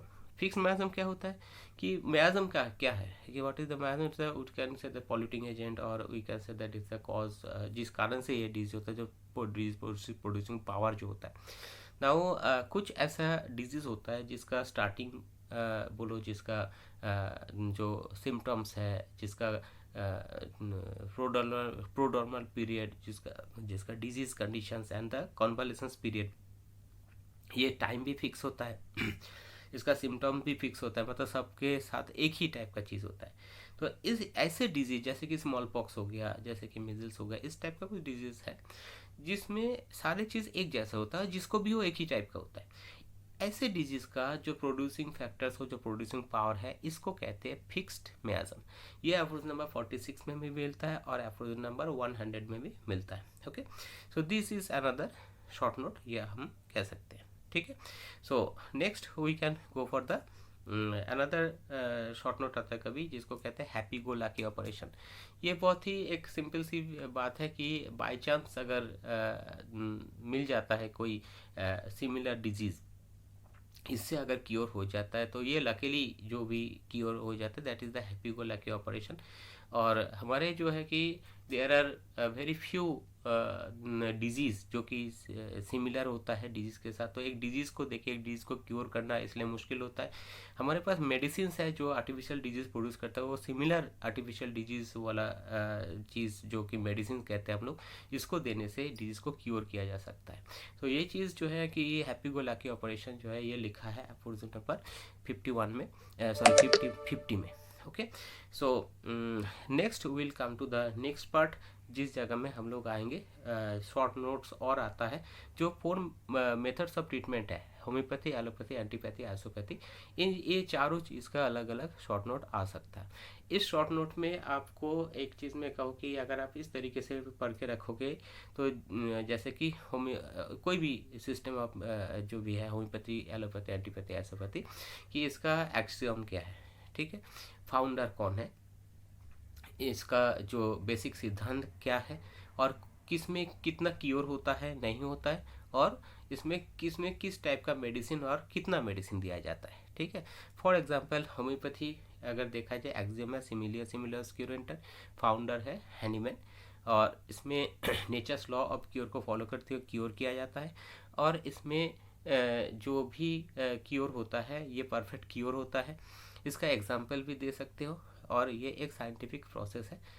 तो इस टाइप का आप शॉर्ट नोट अगर देखा जाए तो, और उसके साथ होम्योपैथी का डेफिनेशन दे सकते हो। This is a short note of homeopathy, ये इस तरीके से होता है, ठीक है। I will continue just after charging my mobile. Okay, thank you. Allopathy जैसे ये हेटेरोपैथी है, इसका जो डेफिनेशन है एफोरिज्म नंबर 55 में आपको मिल जाएगा। इसमें जो फाउंडर है देखा जाए तो हिपोक्रेटिस का नाम आप ले सकते हो, और इसके साथ जो है ना कोई पैथोजेनेटिक रिलेशन नहीं होता है डिजीज़ और मेडिसिन के बीच। तो इस टाइप का एक प्रोसीड्योर ऑफ ट्रीटमेंट ये है जहाँ पे कंप्लीट क्योर नहीं होता, और मेडिसिन कितना दिया जाता है, एक या एक से अधिक मेडिसिन दिया जाता है। And there are some hazards of allopathy which is given in aphorism number 52। तो ये जैसे कि ये 4-5 पॉइंट्स अगर आपने लिख दिया तो आपका शॉर्ट नोट ऑन एलोपैथी तैयार हो जाएगा। मैं एग्जैक्टली एग्जाम रिलेटेड बता रहा हूँ आपको। सिमिलरली आइसोपैथी के बारे में 56 एफोरिज्म का फुट नोट में लिखा है, और जहाँ पे ये लिखा है कि आइसोपैथी का जो एक्सियम है इट इज़ इक्विलिबस क्यूरेंटर। इसके साथ ये लिखा है कि आइसोपैथी का फाउंडर है विलियम लक्स, और आइसोपैथी में जो मेडिसिन है ये किस तरीके से दिया जाता है कि the contagious principle which is taken from the same disease of the same person. तो जहाँ पे कोई डिस्चार्जेस होता है उस डिस्चार्ज को लेके उसको हाईली एटेन्यूएट करके, पोटेंट नहीं एटेन्यूएट करके ये उसी व्यक्ति को खिलाया जाता है। तो और ये एज ए मेडिसिन काम करता है। इसको सेम, ये सिमिलर नहीं, ये सेम कहा जा सकता है ये जो मेडिसिन है। तो यहाँ पे scope of cure is very limited, but देखा जाता है कि cure is possible, but the scope is very limited because हर जगह में ऐसे डिस्चार्जेस या ऐसे contagious principle from the same human being नहीं मिल सकता। सो सिमिलरली एंटीपैथी के बारे में बताया जाए तो एंटीपैथी एफोरिज्म नंबर 56 में मिलेगा, 57 में मिलेगा, 58 से लेके 61 तक ये एंटीपैथी के बारे में बताया गया है। और ये अपोजिट मेथड ऑफ ट्रीटमेंट है, और फाउंडर है क्लॉडियस गैलन। और इसमें जो मेडिसिन दिया जाता है ये सिम्टम से रिलेटेड जरूर होता है, लेकिन ऑपोजिट रिलेटेड होता है। इस कारण से इसमें पैलिएशन हो जाता है, कंप्लीट क्योर नहीं होता। मेडिसिन 1 या मोर देन 1 दिया जाता है। मेनली मेडिसिन जो है कि among the all the complaint, जो मेन कंप्लेंट है उसके ऊपर ये मेडिसिन दिया जाता है। तो इसमें क्या है, टोटलिटी या इस टाइप का कंडीशन नहीं आता, एंड कंप्लीट क्योर इसमें नहीं होता। ये जो मैंने बताया इसको अगर आप शॉर्ट नोट में लिख दोगे तो आपका शॉर्ट नोट तो बन जाएगा। हमारे अभी इस वीडियो का टॉपिक क्या है, शॉर्ट नोट्स। तो एंटीपैथी, एलोपैथी, होम्योपैथी एंड आइसोपैथी, ये चारों मेथड्स ऑफ ट्रीटमेंट के बारे में हमने बताया। ये एफोरिज्म नंबर 52 से लेके 61 तक जो है इसी बीच में है, और मैंने एफोरिज्म में मेंशन किया है। 53 एंड 54 होम्योपैथी के बारे में बताया गया है। और आगे देखते हैं कि action of medicine, next topic for the short note, action of medicine. से प्राइमरी एक्शन और सेकेंडरी एक्शन के बारे में शॉर्ट नोट आ सकता है। Primary action that is the action of the medicine on the vital force, जिसमें ये जो एक्शन होता है प्राइमरी एक्शन, ये एफोरिज्म नंबर 63 में मिलेगा। और ये this is the action of medicine on the vital force, where the vital force acts in a passive manner, medicine acts in a active manner। और जिस जगह में क्या है कि 63 को अगर आप देखोगे उसमें ये लिखा है कि कोई भी मेडिसिन है या कोई भी एजेंट है, एनी मेडिसिन और एनी एजेंट, ये बॉडी के ऊपर एक्शन करता है, इसी एक्शन को प्राइमरी एक्शन कहते हैं। ओके, इसका कोई एग्जांपल आप दे सकते हो, और इसमें एग्जांपल आप ड्रग प्रूविंग भी दे सकते हो। ड्रग प्रूविंग में क्या है ना, मेडिसिन जैसे दिया जाता है तो मेडिसिन का प्राइमरी एक्शन जो है यही देखते हैं कि बॉडी के ऊपर मेडिसिन का क्या एक्शन है, एंड इसी को नोट किया जाता है। तो प्राइमरी एक्शन। सेकेंडरी एक्शन, तो सेकेंडरी एक्शन भी आपको एफोरिज्म नंबर 63 से मिलेगा। आपको शॉर्ट नोट में वही लिखना है, इट इज गिवन इन और aphorism number 63। And this is the reaction to the primary action. उसमें ये लिखा है कि to this action the vital force endeavours to oppose its own reaction. तो प्राइमरी एक्शन जैसे वाइटल फोर्स के ऊपर होता है और उसी एक्शन के रिएक्शन में वाइटल फोर्स खुद एक अपोजिट एक्शन देता है, जो एक्शन सेकेंडरी एक्शन और काउंटर एक्शन कहा जाता है। तो ये सेकेंडरी एक्शन दो टाइप का होता है, काउंटर एक्शन है क्यूरेटिव एक्शन, जहाँ पे नेचर में अपोजिट टाइप का कुछ एक्शन होता है directly to the primary action, वहाँ पे सेकेंडरी काउंटर एक्शन। और जहाँ पे अपोजिट इन नेचर ऐसा कुछ नहीं होता है तो वाइटल फोर्स क्या करता है, उसका एडजस्ट करके उसको कंप्लीट क्योर में ले जाते हैं, दैट्स कॉल्ड क्यूरेटिव एक्शन। तो सेकेंडरी एक्शन दो टाइप का है, counter action and curative action, given in approach number 64। तो इतना आप लिखोगे, उसके बाद आप कुछ एग्जाम्पल दे सकते हो। 65 एफोरिज्म में ऐसा कुछ सेकेंडरी एक्शन का एग्जाम्पल है। सेकेंडरी एक्शन का एग्जाम्पल कैसे है कि फॉर एग्जाम्पल बताया गया है कि अगर आप ठंडा पानी में हाथ डुबो दोगे, एक हाथ ये हाथ नॉर्मल रखो, ये हाथ ठंडा पानी में डुबाया, तो क्या होगा शुरू में, फिर कुछ देर बाद हाथ अगर निकल लिया तो क्या होगा कि ये जो हाथ है ये पहले तो ठंडा रहेगा, कुछ देर बाद जो है ना ये हाथ थोड़ा ज़्यादा गर्म रहेगा compare to this hand, because ये जो प्राइमरी एक्शन में इसमें ठंडा ज़्यादा दिया गया तो उसका ही ऑपोजिट में इस हाथ को फिर सेकेंडरी एक्शन के कारण इसे गर्म कर दिया। So this type of example दिया गया है कि जैसे कॉफिया है कि स्लिप एंड स्लिपलेसनेस का एक एग्जाम्पल दिया गया 65 में, ऐसा एग्जाम्पल है, ये एग्जाम्पल आप दे सकते हो। तो प्राइमरी एक्शन और सेकेंडरी एक्शन बहुत ही इंपॉर्टेंट शॉर्ट नोट आपका आ सकता है, अलग अलग आ सकता है, प्राइमरी एक्शन अलग आ सकता है, सेकेंडरी एक्शन। नेक्स्ट है कि इसके आगे और एफोरिज्म बढ़ाते हैं तो डायनेमिक न्यूट्रलाइजेशन करके एक शॉर्ट नोट कभी कभी आता है। ये क्या है कि एफोरिज्म नंबर 69 का फुट नोट में मिलेगा आपको। और डायनामिक न्यूट्रलाइजेशन क्या होता है कि बॉडी में जो भी डिरेंजमेंट होता है, ये डिरेंजमेंट को न्यूट्रलाइज करके उसको नॉर्मल कंडीशन में ले आने का जो बात है, दैट इज द न्यूट्रलाइजेशन। और ओल्ड स्कूल ऑफ फिजिशियन ये कहते थे कि डायनेमिक न्यूट्रलाइजेशन वो लोग करते हैं, जबकि डायनेमिक न्यूट्रलाइजेशन तो वो लोग नहीं करते क्योंकि वो केमिकल न्यूट्रलाइजेशन में जाते हैं। एग्जाम्पल दिया गया कि जैसे कि लेबोरेटरी में वही एसिड और बेस का रिएक्शन होता है, तो वो क्या केमिकल रिएक्शन होता है, उस केमिकल रिएक्शन के कारण जो है कि acid base equal to salt and water, मतलब जो एसिडिटी जो है ये खत्म हो जाता है। और यही काम से करते हैं कैसे, ओल्ड स्कूल ऑफ फिजिशियन या एंटीपैथी में एसिडिटी हो रहा है, उसमें बेसिक सब्सटेंस दे दिया तो एसिडिटी टेम्पोरली खत्म हो गया। लेकिन इधर एक वाइटल फोर्स करके एक चीज़ है, जो वाइटल फोर्स इस primary action of the medicine के फिर इसके ऑपोजिटली एक एक्शन कर सेकेंड एक्शन, जिस कारण से कि एसिडिटी पहले से और ज़्यादा बढ़ जाता है। So this is the thing, it is called the dynamic neutralisation. जहाँ पे होम्योपैथी क्या करता है कि सिमिलर मेडिसिन देते हैं, उसमें डायनेमिकली जो डिरेंज है उसमें वर्क होता है on the base of primary action और सेकेंडरी एक्शन, और कम्प्लीटली क्योर होता है secondary action. So this is actually the dynamic neutralisation, जहाँ पे डायनेमिकली न्यूट्रलाइज हो जाता है और वाइटल फोर्स परमानेंटली क्योर होता है, यही चीज़ लिखना है। This is aphorism number 69। Okay, next aphorism number 70। कभी कभी ना शॉर्ट नोट में सिर्फ इतना आता है, एफोरिज्म नंबर 70। तो 70 एफोरिज्म क्या है ना कि आप इतना हिट्स दे के इतना याद रखो कि 1 to 69 में जो है, जैसे कि आप देखोगे कि पहले क्या होता है कि डिजीज़ और कैसे जानेंगे उसको, सिम्टम से जानेंगे, और मेडिसिन उसमें देना पड़ेगा। फिर होम्योपैथिक मेडिसिन कैसा होता है, एंटीपैथिक मेडिसिन कैसा होता है, एलोपैथिक मेडिसिन कैसे होता है। तो there are 5 sections in aphorism number 70। पहले तो डिजीज़ के बारे में बताया गया, टोटलिटी ऑफ सिम्टम इससे जान सकते हैं, और मेडिसिन के बारे में बताया गया। हम लोग मेडिसिन और इसके जो है कि 3 टाइप के होम्योपैथी, एंटीपैथी एंड एलोपैथी के बारे में बताया गया। और होम्योपैथी सबसे बेस्ट मेथड ऑफ ट्रीटमेंट ये एफोरिज्म 70 में इसका जिक्र किया गया। सो this is in short after aphorism 70। इसके बाद हमको देखना पड़ेगा कि 71 एफोरिज्म एक इम्पॉर्टेंट है, और कभी कभी ये भी आप शॉर्ट नोट के लिए तैयार करके रख सकते हो, बिकॉज 71 एफोरिज्म में बहुत इंपॉर्टेंट एक चीज़ है कि 3 points in operation of curing, ये दिया गया। तो ऑपरेशन ऑफ क्योरिंग, जिस तरीके से क्योर करेंगे, जो पूरा प्रोसीड्यूर होगा क्योर का, उसमें जो 3 पॉइंट है उसका बेसिक जो है आप देख लेना किताब से, एफोरिज्म नंबर 71 का जो 3 पॉइंट है। तो इसमें इन शॉर्ट अगर बताया जाए तो कि फिजिशियन को ऐसा डिजीज़ के बारे में कितना नॉलेज है, क्या नॉलेज होना चाहिए, ये पहला पॉइंट है। दूसरा पॉइंट है कि डिजीज़ को क्योर करने के लिए जो इंस्ट्रूमेंट की ज़रूरत है, वो इंस्ट्रूमेंट के बारे में फिजिशियन का नॉलेज होना चाहिए। और तीसरा पॉइंट है कि जो इंस्ट्रूमेंट है इसको डिजीज या डिजीज पर्सन में कैसे एम्प्लॉय करे regarding the employment of this instruments इसके। तो मतलब knowledge of disease, knowledge of medicine, knowledge of application, ये जो 3 पॉइंट्स है जो मेनली ये 71 एफर्ट्स में बताया गया। अब ये जो 3 पॉइंट्स है, इसी 3 पॉइंट को अगले जो एफर्ट्स है उसमें डिस्कस किया गया।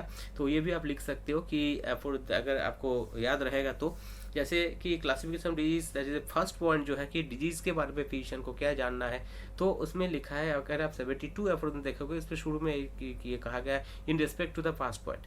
तो 72 से लेके 83 तक ये दिया, 82 तक ये दिया गया कि क्लासिफिकेशन ऑफ डिजीज, तो डिजीज के बारे में जानना हो गया। फिर जब केस टेकिंग सॉरी और इसके बाद केस टेकिंग में भी यही बात है कि डिजीज को आप कैसे जानेंगे, through the case taking symptoms from the patient. फिर जब आप 105 देखोगे वहाँ पे लिखा है the second point of the business, मतलब इंस्ट्रूमेंट्स या तो मेडिसिन के बारे में कैसे जानना है, वो क्या ड्रग प्रूविंग के द्वारा जाना है। तो 105 से 145 ये ड्रग प्रूविंग हो गया। और फिर 146 में जाओगे तो वहाँ पे ये लिखा है कि regarding the judicious employment of the instruments और द मेडिसिन। तो ये 146 से लेके एंड तक जो है कि कैसे हम इसको एम्प्लॉय करें। तो ये जो 71 का जो 3 पॉइंट है, यही 3 पॉइंट अगले एफोर्जम्स टू एफोर्जम्स सेक्शंस टू सेक्शन जो है ये डॉक्टर हैनीमैन ने खुद ही उसने लिख दिया कि first point, second point, third point, है ना। तो कहाँ लिखा है 72, तो 72 फिर लिखा है 105, फिर लिखा 146। तो 72 से 104 एक सेक्शन हो गया, 105 टू 145 एक सेक्शन हो गया, 146 टू एंड एक सेक्शन हो गया। तो दिस थिंग इज 71 एफोरिज्म, और ये शॉर्ट नोट कर सकते हो आप। इसके बाद आप देखोगे कि शॉर्ट नोट आ सकता है acute disease. Very very important acute disease आपको मिलेगा ये एफोरिज्म ऑफ 72 में। 72 का एफोरिज्म का शॉर्ट नोट एक्यूट डिजीज, और 72 में क्रॉनिक डिजीज भी मिलेगा। तो आपको क्या लिखना है शॉर्ट नोट पे एक्यूट डिजीज, सिंपली जो है कि 72 एफोरिज्म में एक्यूट डिजीज के बारे में लिखा है, और ये एक्यूट डिजीज का छोटा सा डेफिनेशन भी 72 में है, वो आप अगर याद रहे तो वो लिख देना, है ना। The rapid morbid process of the abnormally design vital force which have a tendency to finish their course more or less properly, sorry more or less quickly but always in a moderate time. देखो मुझे याद है, ठीक है, तो ये याद हो जाता है, पढ़ते पढ़ते हो जाता है, आप भी याद कर सकते हो, कोई बात नहीं। तो you can write this definition. तो मतलब इसका एक्सप्लेन कर दो कि वाइटल फोर्स बहुत रैपिडली रिअरेंज होता है, और एक समय के बाद जो है ये अपने आप ही खत्म होने का एक टेंडेंसी रखता है। तो ये एक्साइटिंग कॉज के कारण होता है, एफोरिज्म 5 में लिखा हुआ है, ये भी आप लिख सकते हो। फिर एक्यूट डिजीज का एक एग्जांपल दे दो, और उसमें लिख दो कि एक्यूट डिजीज जो है 3 टाइप के होते हैं, इंडिविजुअल, स्पोराडिक, एपिडेमिक। ये एफोरिज्म नंबर 73 में लिखा है, ठीक है। तो ये सारी चीज़ जो है आप एक short note of acute disease में लिख सकते हो, उसका एग्जाम्पल लिखोगे। नेक्स्ट है कि शॉर्ट नोट ऑफ एक और शॉर्ट नोट आ सकता है क्रॉनिक डिजीज। क्रॉनिक डिजीज ये भी ऐसे ही लिखो जैसे एक्यूट डिजीज लिखोगे शॉर्ट नोट में, 72 में लिखा है। क्रॉनिक डिजीज का लंबा एक चीज़ लिखा है डिफिनेशन, तो उसको आप पॉइंट वाइज याद रख सकते हो कि शुरू में इम्परसेप्टिबल बिगिनिंग होता है। ये एक ऐसा डिजीज है जो शुरू में समझ में नहीं आता, इम्परसेप्टिबल बिगिनिंग होता है, धीरे धीरे वो वाइटलिटी को या ऑर्गेनिज्म को डिरेंज करता रहता है। वाइटल फोर्स उसको रेजिस्ट करता है, लेकिन यूजलेस रेजिस्टेंट होता है। अल्टीमेटली कंप्लीटली ये डिजीज बॉडी को डिस्ट्रॉय कर देता है, and this is due to some chronic miasm, these are called chronic disease. इसका आप एग्जांपल दे सकते हो, एग्जाम्पल भी इसके साथ दे सकते हो। और इसके बाद ये लिख सकते हो दिस क्रॉनिक डिजीज में be of 3 types mainly, that is the individual artificial chronic disease, the pseudo chronic disease and true chronic disease. Okay, so इसका एफोर्स भी लिख सकते हो। Artificial chronic disease 74, 75, 76, pseudo chronic disease 77, true chronic disease 78 to 81। Okay, now इसका कुछ छोटे छोटे examples आप दे सकते हो, तो इतना बड़ा आपका शॉर्ट नोट बन सकता है। नाउ ये इसको शॉर्ट नोट में लेकिन कोशिश यही करना कि जितना प्रिसाइज छोटा करके इसको रिप्रेजेंट किया जाए, ये अच्छा रहेगा। ओके, सो सोरा सिफिलिस साइकोसिस के बारे में थोड़ा बहुत 1-2 लाइन ये भी लिख सकते हो कि ये मियाजम्स के कारण क्रॉनिक डिजीज होता है। That's all, that is your short note for chronic disease. Okay, now ये जो क्रॉनिक डिजीज का शॉर्ट नोट हो गया।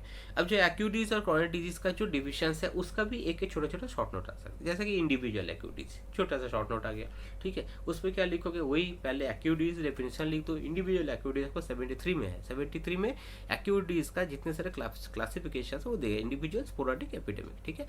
और ये जो तीन जो शॉर्ट एक्यूट डिजीज का जो 3 डिविजन्स है, मतलब 3 टाइप्स है, इस टाइप को अगर आप बताना चाहते हो तो सबसे बेस्ट यही तरीका होगा, पहले इसका डेफिनेशन लिख दो भाई इंडिविजुअल एक्टिविटीज़ किसको कहते हैं, उसके बाद उसका कॉजेशन लिखो कि कारण क्या है, उसके बाद उसका कुछ एग्जाम्पल दो, तो बस हो जाएगा आपका शॉर्ट नोट का वो स्ट्रक्चर तैयार होगा। फॉर एग्जाम्पल मैं आपको बता देता हूँ कि इंडिविजुअल एक्टिविटीज़ अप्रोच नंबर 73 में है, और ये activities that is the disease which occurs individually है, each and every individual having different types of cause and different types of symptoms, हो गया। एंड उसके बाद कॉजेशन लिखो, तो उसमें लिखा है 73 एप्रोच में कि any type of sudden exposure to cold हो गया, सडन ओवर हीटेड हो गया, ओवर ईटिंग हो गया, डिसिपेशन हो गया, सडन टाइप ऑफ शॉक हो गया, तो ये सारी चीज़ जो है इस कारण से this are all the acute conditions जिस जगह में इंडिविजुअल एक्यूट डिजीज होता है। और कभी कभी sudden explosion of the latent psora इसी किसी एक्साइटिंग कॉज के कारण ये भी इंडिविजुअल एक्यूट डिजीज का कारण है, ठीक है। तो एग्जांपल दे सकते हो कि कोई ओवर हीटिंग हो गया, मतलब सान करे धूप में पूरा दिन भर गया और उसके बाद उसका बुखार आ गया, होता है ऐसे, तो इंडिविजुअल एक्यूट। ओवर ईटिंग, बहुत ज़्यादा जरूरत से ज़्यादा खाना खा लिया है ना, लालच में आ गए और खाना खा लिया, तो उसके बाद जो पेट गड़बड़ हो गया, तो ये इंडिविजुअल एक्यूट हो गया। तो इसी चीज़ को शॉर्ट नोट आप ऐसे पॉइंट वाइज कर दो। सिमिलरली स्पोरेडिक एक्यूट डिजीज, ये 73 एफोरिज्म में लिखा है। स्पोरेडिक एक्यूट डिजीज कैसे बोलते हैं कि the acute disease the which occur in some people here and there, ये लिखा है, ये लैंग्वेज ऑर्गन में लिखा है 73 में है। और ये due to these are causation कैसे होता है, ये मेटेरिक और टेलुरिक कॉज होता है, एयर और सॉइल के कारण होता है। और इसका कुछ एग्जांपल दे सकते हो, कुछ लोग जैसे मलेरिया ले लो, कुछ टाइप का एक्यूट, कुछ डिजीज इधर होता है, काला जर होता है, मलेरिया होता है, कोई टाइप का इस टाइप का कुछ जगह के बेसिस में भी कुछ जहाँ पे मच्छर जाता है, जैसे डेंगू हो जाता है तो these are all type of acute disease, sporadic disease, इस टाइप का तुम आप एग्जांपल दे सकते हो, ओके। सिमिलरली एपिडेमिक डिजीज के बारे में भी शॉर्ट नोट आ सकता है। तो epidemic disease in the same pattern लिख सकते हो कि व्हाट इज एपिडेमिक, पहले डेफिनेशन लिख दो, बताओ एफोर्ड नंबर 73 में लिखा हुआ है। And these are the acute disease, the type of acute disease where there are same cause and similar manifestation, मतलब एक टाइप का कारण होता है और एक टाइप का मैनिफेस्टेशन होता है। और ये जो एपिडेमिक डिजीज होता है इसका कॉज के बारे में लिखा हुआ है कि natural calamities, inundation, famine are not infrequently the cause of the disease, मतलब ये जो एपिडेमिक डिजीज है, ये एपिडेमिक डिजीज का कारण जो है निमन ने बताया कि जहाँ पे कोई सूखा हो गया, बाढ़ आ गया, कोई लड़ाई हो गया, उसके बाद का जो कंडीशंस हो गया वहाँ से एपिडेमिक फैल गया, तो इस टाइप का होता है। और इसके पीछे जो है ना एक्यूट मियाज्म के कारण होता है। एक्यूट मियाज्म को आप कैसे बता सकते हो, बोलोगे acute infectious contagious principle, acute infectious contagious something which is causing the acute infectious condition, these are acute miasm, okay। तो this may be recurrent, this may be non recurrent, मतलब कोई जो रिकरेंट एंड नॉन रिकरेंट जो है ये मिलता है दूसरे किताब में मिलता है, but in this organ and medicine can reoccur in the life time or will not occur in the life time, इस टाइप का लिखा है। तो इसमें कैसा कि कुछ डिजीज होता है कि जिंदगी में एक बार हो जाए तो जनरली दोबारा नहीं होता, ऐसा कोई चांसेस होता है। Small pox chicken pox type का कुछ डिजीज ऐसा है, रेयर केस होता है कि कभी चिकन पॉक्स 3 बार 4 बार हो गया, ऐसा कुछ बहुत कम होता है। और कुछ डिजीज ऐसे होते हैं जो बार बार अपने लाइफ में होता रहता है, तो these are recurring and non recurring. Artificial quantities, तो उसमें आप कैसे लिखोगे आर्टिफिशियल क्वांटिटीज, जैसे कि 75, 74, 75 एंड 76, ये 3 एफोरिज्म में आर्टिफिशियल क्वांटिटीज के बारे में बताया गया। आर्टिफिशियल क्वांटिटीज क्या चीज़ होता है कि जो आर्टिफिशियल क्वांटिटीज है, these are the chronic disease which occurs due to the long continued application और use of the heroic violent allopathic drugs. और इसमें क्या होता है कि बॉडी में permanent changes, physiological permanent changes हो जाता है, और वो बेसिकली बहुत जगह में ये इरिवर्सिबल चेंजेस होता है। तो दिस गिवन एफोरिज्म 74। 75 में ये लिखा है कि of all this chronic diseases this is the artificial chronic disease the most incurable chronic disease, ठीक है। और 76 में इसका ट्रीटमेंट दिया है, तो वो भी आप लिखो कि ट्रीटमेंट कि there is nothing called treatment in the for artificial chronic disease because God has not given any medicine for artificial chronic disease, only the vital force can cure this thing। vital force के ऊपर ही है इसको cure करने का जो बात है, अगर वो क्योरेबल है तो। और कभी कभी जो है कि कुछ एंटी मियाज्मेटिक का जरूरत पड़ता है, which is any so that we can control the miasm which is lurking in the background. तो दिस इज द थिंग। तो आर्टिफिशियल क्वालिटीज देखो इतना आसान है कि क्या है कि इस स्टेप में लिखो किसको बोलते हैं आर्टिफिशियल क्वालिटीज, बॉडी में क्या चेंजेस करता है, उसका भी एग्जांपल है कि परमानेंट इंड्यूरेशंस, कोई हार्ड हो गया, कोई जगह में कोई परमानेंट कुछ ग्रोथ हो गया, कोई ट्यूमरिक ग्रोथ हो गया, परमानेंट डायलिटेशन हो गया, परमानेंट कॉन्ट्रैक्शन हो गया, ऐसे शरीर के डिफरेंट भागों में, डिफरेंट ऑर्गन्स में इस टाइप का चेंजेस आ सकता है लॉन्ग कंटिन्यू एलोपैथिक मेडिसिन लेने के कारण। These are the artificial qualities. Okay, similarly next topic pseudoqualities, 77 aphorism. Pseudoqualities में क्या है कि these are the called false chronic disease और inappropriately named chronic disease। 77 aphorism में pseudo chronic disease करके नेम नहीं लिखा है, ठीक है, तो उसमें लिखा है inappropriately named chronic disease by animal।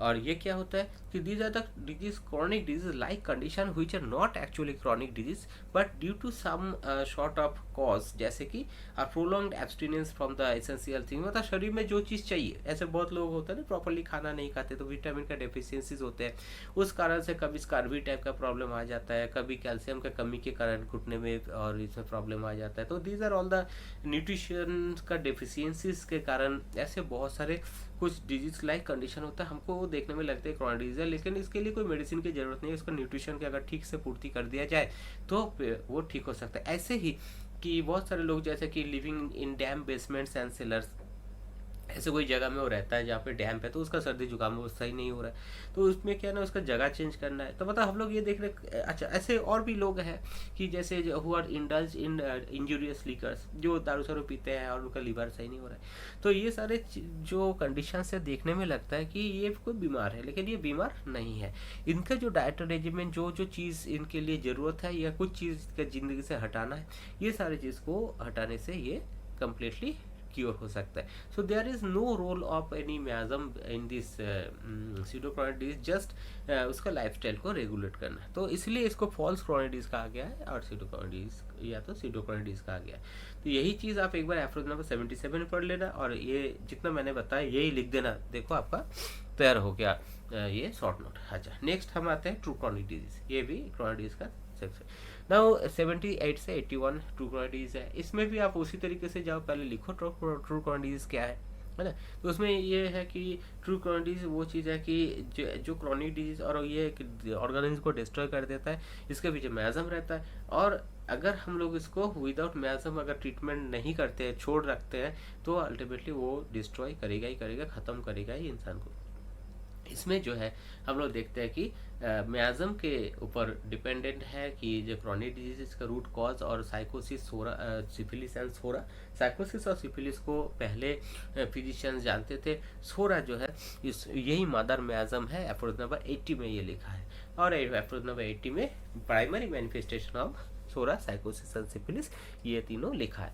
तो ये तीनों भी आप उस जगह में लिख सकते हो। और सेकेंडरी मैनिफेस्टेशन जैसे कि जनरेशन आफ्टर जनरेशन, जैसे ही ये जो मियाज्मेटिक ट्रेट जो ट्रांसफॉर्म होता है और डेवलपमेंट ऑफ द मियाज्म होता है इस कारण से different types of new types of symptoms और भी कंडीशंस अराइज होता है, इसको सेकेंडरी सिम्टम्स बोलते हैं। और इसमें जैसे सोरा बोलो और दूसरा और भी मियाज्म बोलो, इसका डेवलपमेंट इस तरीके से होता है। This are the secondary manifestation of the miasm. तो हम लोग जो है कि ट्रू क्रोनिक डिजीज का भी शॉर्ट नोट इस तरीके से हम लोग लिख सकते हैं ना। क्रोनिक डिजीज क्या है, ट्रू क्रोनिक डिजीज क्या है, डेफिनेशन 78 में भी दिया है, एंड साइकोसिस, सोरा, सिफिलिस, इसका प्राइमरी मैनिफेस्टेशन लिख दो और उसका सेकेंडरी मैनिफेस्टेशन कैसे होता है ये लिख दो, देखो शॉर्ट नोट आपका बन गया। ओके, अच्छा ओके, नेक्स्ट तो ये हो गया अपना क्लासिफिकेशन ऑफ डिजीज जो है 72 से 82 तक है, और 82 में इंडिविजुअलाइजेशन के बारे में बताया। तो वो तो देखो ईजी है कि दूसरे कोई भी और भी पेशेंट से अगर किसी एक पेशेंट को अलग करके जानना है, दैट इज द इंडिविजुअलाइजेशन। और इसमें कैसे हमको मिलेगा, केस टेकिंग से इंडिविजुअलाइजेशन मिलेगा। Now coming to this next aphorism, और उस एफोरिज्म से कैसे आपको कौन सा शॉर्ट नोट मिलेगा। तो इसमें हम ये देख सकते हैं कि आपका what is case taking. Case taking generally short note से ज़्यादा आता है, लॉन्ग क्वेश्चन है। डेफिनेशन फिर भी individualising examination of the patient of the disease, ये आप लिखना भूलना नहीं है ना। तो individualising examination of a patient of a disease. Now this is given in aphorism number 83। Okay. अच्छा, इस पार्ट में केस टेकिंग का पार्ट में आपका शॉर्ट नोट आता है generally leading question. What is leading question और सजेस्टिव क्वेश्चन। तो ये आप लिखो कि ड्यूरिंग द केस टेकिंग जब हम इंक्वायरी करते हैं डिजीज के बारे में इन्वेस्टिगेशन करते हैं तो हमको बहुत सारे क्वेश्चंस पूछना पड़ता है to know the different details of the patient and the symptoms. तो वहाँ पे we should not ask any question which will let the patient to answer in yes or no. इससे क्या होगा कि समथिंग अनट्रू और समथिंग हाफ ट्रू ये चीज़ आपको मिलेगा, जो कि हमारे केस टेकिंग को कम्प्लीटली सही तरीके से नहीं हो पाएगा। तो ये चीज़ लिखा है एफर्ट्स नंबर 87 में। करना क्या है कि we should not ask any leading question, we should ask in a question where the patient can answer of his own.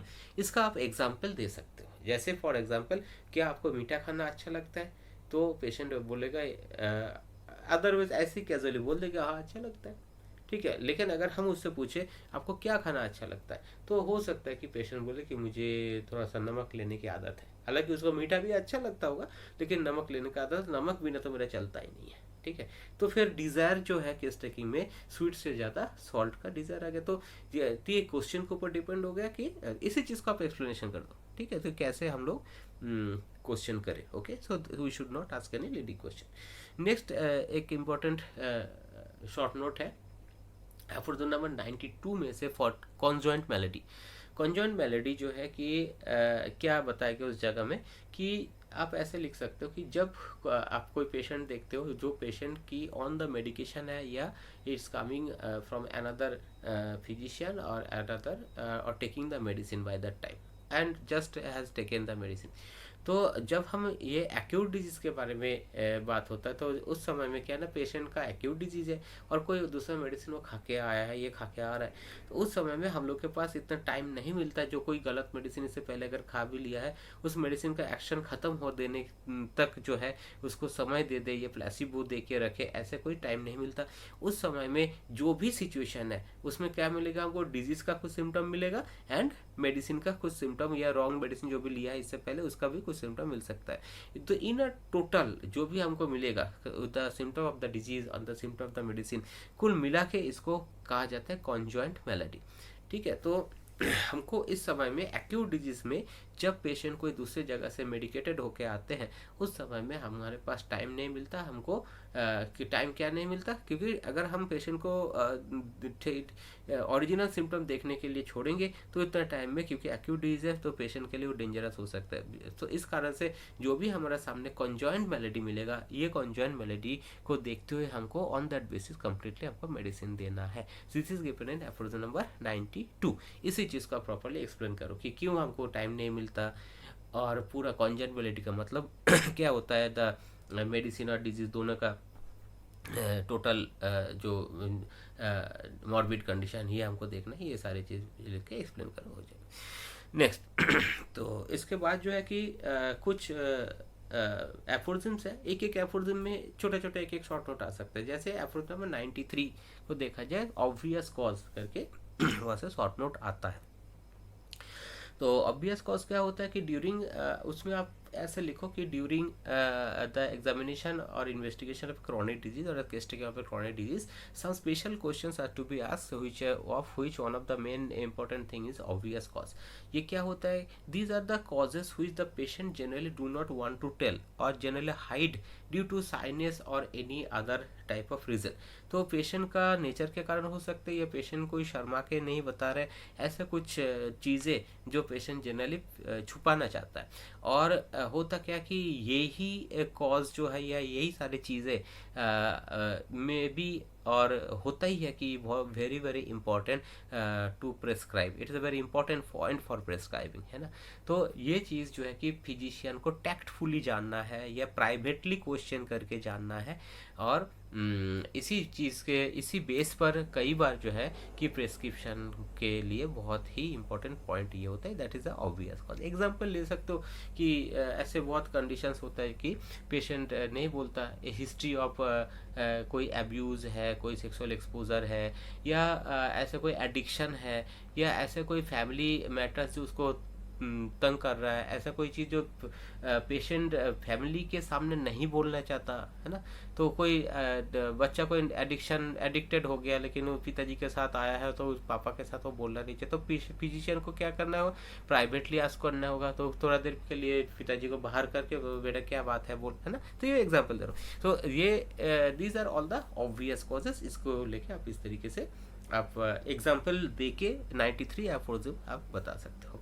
Next short note है कि पर्टिकुलर सर्कमस्टेंसेस, तो दीज आर एक्सेसरी सर्कमस्टेंस में मैंने जो पता वही चीज़ है 94 एफोरिज्म में बताया गया कि केस टेकिंग में ये चीज़ हमको जानना जरूरी है। These are all the additional things which we need to know in the case taking. Okay, chronic case taking. Now एक इम्पॉर्टेंट शॉर्ट नोट और आता है जो कि कहते हैं एक्सेसरी सिम्टम ऑफ डिजीज और lesser accessory symptom disease. Basically ये क्या होता है, आप लोग ये लिखना कि it is given in aphorism number 95 and during the chronic case taking sometimes the patient do not tell some important points or important conditions, symptoms. They do not tell because they become so much habituated in these conditions. They do not understand the importance of it. मतलब patient कुछ ऐसा conditions होता है, ऐसा कुछ symptoms होते हैं जिसमें पेशेंट ऐसे हैबिचुएटेड हो गया, यूज टू हो गया कि वो इसको बहुत ज़्यादा इंपॉर्टेंट बताना नहीं समझता, और यही चीज़ कई बार जो है हमारे प्रेस्क्रिप्शन करने के लिए बहुत इंपॉर्टेंट पॉइंट बन जाता है। तो ये lesser accessory symptoms of medicine से हमको जानना जरूरी है। एग्जाम्पल आप दे सकते हो कि for example suppose there are many persons who morning में मतलब नींद खुलते ही बहुत बार छींके आ जाते हैं, तो स्नीजिंग इन द मॉर्निंग। अब ये उसका 10 साल हो गया ऐसे ही चल रहा है, तो वो कोई इतना ज़्यादा इंपॉर्टेंस नहीं दे रहा है। वो कोई आपके पास कोई दूसरा कंप्लेंट लेकर आया है, लेकिन मे बी ये कंप्लेंट जो है, ये कंप्लेंट आपके लिए बहुत इंपॉर्टेंट है उस पेशेंट को एज ए टोटलिटी प्रिस्क्राइब करने के लिए। सिमिलरली ऐसे बहुत सारे लोग होते हैं कि जो खाना खाने के बाद ही लैट्रिन जाना पड़ता है, ऐसे बहुत सारे लोगों का हैबिट है। तो ये भी एक हैबिचुएटेड हो जाता है, जबकि ये एकदम नॉर्मल तो है नहीं। तो these are all the lesser accessory symptom of the disease, accessory symptom of the disease. ठीक है। Similarly lesser accessory symptom of the medicine के बारे में अगर देखा जाए कंपेरेटिव, जब डिजीज के बाद मेडिसिन के बारे में बात आएगा, ये 163 एफोरिज्म में है, जिसमें मेडिसिनल एग्रेवेशन जहाँ पे होता है, रॉन्ग मेडिसिन अगर दिया जाए तो उसमें क्या होगा कि आपका गलत मेडिसिन का भी सिम्टम डिजीज के सिम्टम के साथ आएगा। These are the additional symptoms which are due to the wrongly selected medicine. This symptom are called accessory symptom of the medicine. ये सेकेंड ईयर का सिलेबस के बाहर है, तो 163 एफोरिज्म, इसलिए आने का चांसेस कम है, थर्ड ईयर में आ सकता है। लेकिन अच्छा, नेक्स्ट है कि कहाँ तक गया मैं, 95। Okay, now hypochondriac patient and indolent patient, ये दोनों चीज़ के बारे में भी शॉर्ट नोट आता है। ये इसमें आपको क्या लिखना है, वही बात है कि केस टेकिंग के टाइम में, पर्टिकुलरली क्रॉनिक केस टेकिंग में हमको बहुत सारी चीज़ बारीकी से देखना पड़ता है, और इसमें 96 एफोरिज्म में हाइपोकॉन्ड्रियक पेशेंट के बारे में कहा गया है। कुछ पेशेंट जो है कि अपना जो भी सिम्टम्स है उसको बहुत एग्जैगरेटेड एक्सप्रेशन में बताते हैं, मतलब बढ़ा चढ़ा के बताते हैं, ताकि डॉक्टर साहब बहुत अच्छे से मेडिसिन दे। तो आपको ना सिम्टम का इंटेंसिटी और कितना तेज हो रहा है, ये भी हमारे लिए बहुत इंपॉर्टेंट है कि कितना इंपॉर्टेंस पे दिया जाए। मान के चलो एक एग्जांपल है कि अगर पेशेंट बोलता है कि पेट में इतना दर्द हुआ कि डॉक्टर साहब बेहोश हो गया, और एक पेशेंट बोलते हैं कि पेट में दर्द हो रहा था, काफ़ी दर्द हो रहा था, दोनों में मतलब डिफरेंस है। बेहोश हो गया मतलब इसमें कोई ऐसा कुछ सीवियर चीज़ होगा, तो उसमें हमारा डायग्नोसिस बोलो, एनामनेसिस बोलो एंड प्रेस्क्रिप्शन बोलो, सारे चीज़ में इफेक्ट पड़ेगा इसका एक्सप्रेशंस के ऊपर। सो हमको उस पेशेंट का एक्सप्रेशंस को प्रॉपरली समझना है। सो हाइपोकॉन्ड्रियक पेशेंट जो है कि इनको हमको सही तरीके से देखना है। सिमिलरली इसका उल्टा 97 में इंडोलेंट पेशेंट, कुछ पेशेंट का नेचर ऐसा होता है कि जो कम बोलते हैं, ये प्रॉपरली उसका एक्सप्रेशन नहीं होता है, या उनका फॉल्स मॉडेस्टी बोलो, बहुत ज़्यादा ही विनम्रता, डॉक्टर के सामने आए हैं तो थोड़ा बहुत रिस्पेक्टफुल इतना ही बोले कि अपना जो भी एक्सप्रेशंस जितना करना तो वो नहीं कर पाते। कुछ लोगों का हैबिट ही कुछ ऐसा होता है कि नहीं मुझे कुछ नहीं हुआ, इस टाइप का एक एटीट्यूड होता है कि नहीं कुछ नहीं हुआ, ठीक है डॉक्टर साहब, तो घर वाले ज़्यादा परेशान करते हैं, साथ में लेके आ गए आपके पास, मुझे कुछ नहीं हुआ, ठीक है। तो इस टाइप का भी कुछ होता है। So this is given in aphorism number 97 and इसको आप इस तरीके से लिख सकते हो कि some patient due to the false modesty and due to their shyness of nature they do not express the symptom properly.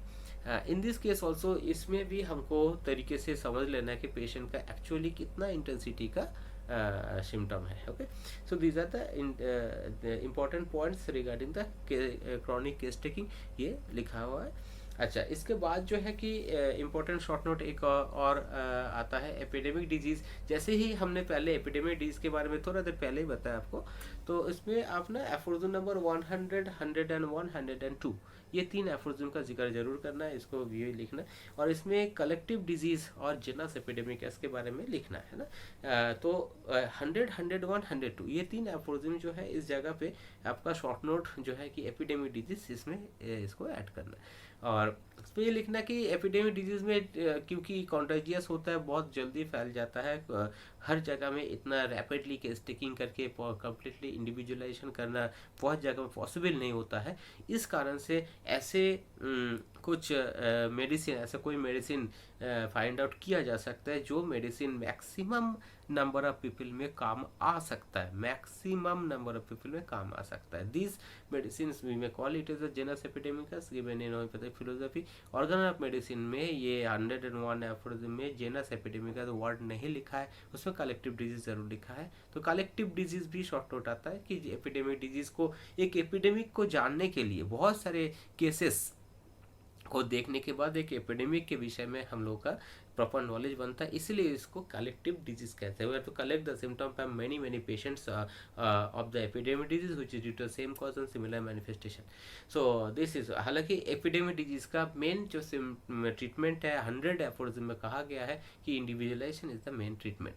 Other than that इस कारण से हम लोग कोई एक मेडिसिन को ज़रूर ढूंढते हैं जो कि एक मेडिसिन बहुत सारे लोगों में काम आ जाए। Okay, so this is the thing given in epidemic disease. अच्छा, इस जगह में एक चीज़ है कि छोटा छोटा 2 पॉइंट और बता दूं कि एक तो जनरल सिम्टम और स्पेशल सिम्टम। एपिडेमिक डिजीज आप ये भी लिख सकते हो कि डॉक्टर हैंडमैन ने बोला कि 2 टाइप का सिम्टम मिलेगा, एक जनरल सिम्टम और स्पेशल सिम्टम। जनरल सिम्टम सब टाइप का पेशेंट में या मेडिसिन में मिल जाता है जो जनरली मिलता है, और स्पेशल सिम्टम जो है ये क्या कि ये these are the characteristic symptom which help us to give some hints about the medicine which you have to give prescription के लिए। Okay, so these are all the things aphorism number 103 तक जो शॉर्ट नोट है। और कुल मिला के एक बात है कि छोटे क्वेश्चंस के लिए भी, वाइवा क्वेश्चंस के लिए भी एक वीडियो मैं बनाऊंगा। उसमें ये भी बताया गया कि what is the most important most difficult task in a case taking. तो वो डिफ़िकल्ट टास्क क्या है कि ये जो टोटलिटी ऑफ सिम्टम को बनाना, डिजीज़ पिक्चर को तैयार करना, मेडिसिन सिम्टम को कलेक्ट करना तो इजी है, लेकिन to find a proper disease picture, तो यही जो इंडिविजुअलाइजेशन जो करना है, यही ऑब्जेक्ट होता है केस टेकिंग का, एंड यही टोटलिटी तैयार करना ये मोस्ट डिफिकल्ट चीज़ है। ये हालांकि ये कोई शॉर्ट नोट में नहीं आता है, इसके बारे में हम दूसरा वीडियो में बताएंगे कि 1 मार्क्स 2 मार्क्स और कैसे हम वाइवा में एक देंगे, एग्ज़ाम कैसे देंगे, अपना सिटिंग पोस्चर भी कैसे होता है, कैसे ड्रेस होना चाहिए, क्या होना चाहिए एक्चुअली आपका प्रैक्टिकल एग्ज़ाम में, है ना, एज ए मेडिकल स्टूडेंट, ये भी बहुत ज़रूरी है। ओके, सो अभी तक जो है ना 1 से एफोरिज्म वाला जो पार्ट है 80% क्वेश्चन आपका वहाँ से आता है। और इस वीडियो को आप वो देखना, अगर कोई जो भी क्वेश्चन है आप मेरे व्हाट्सएप नंबर पे आप कर सकते हो, ये नंबर मैं अभी लिख के देता हूँ। Okay, thank you so much, we will go for the next and all the best for your exam.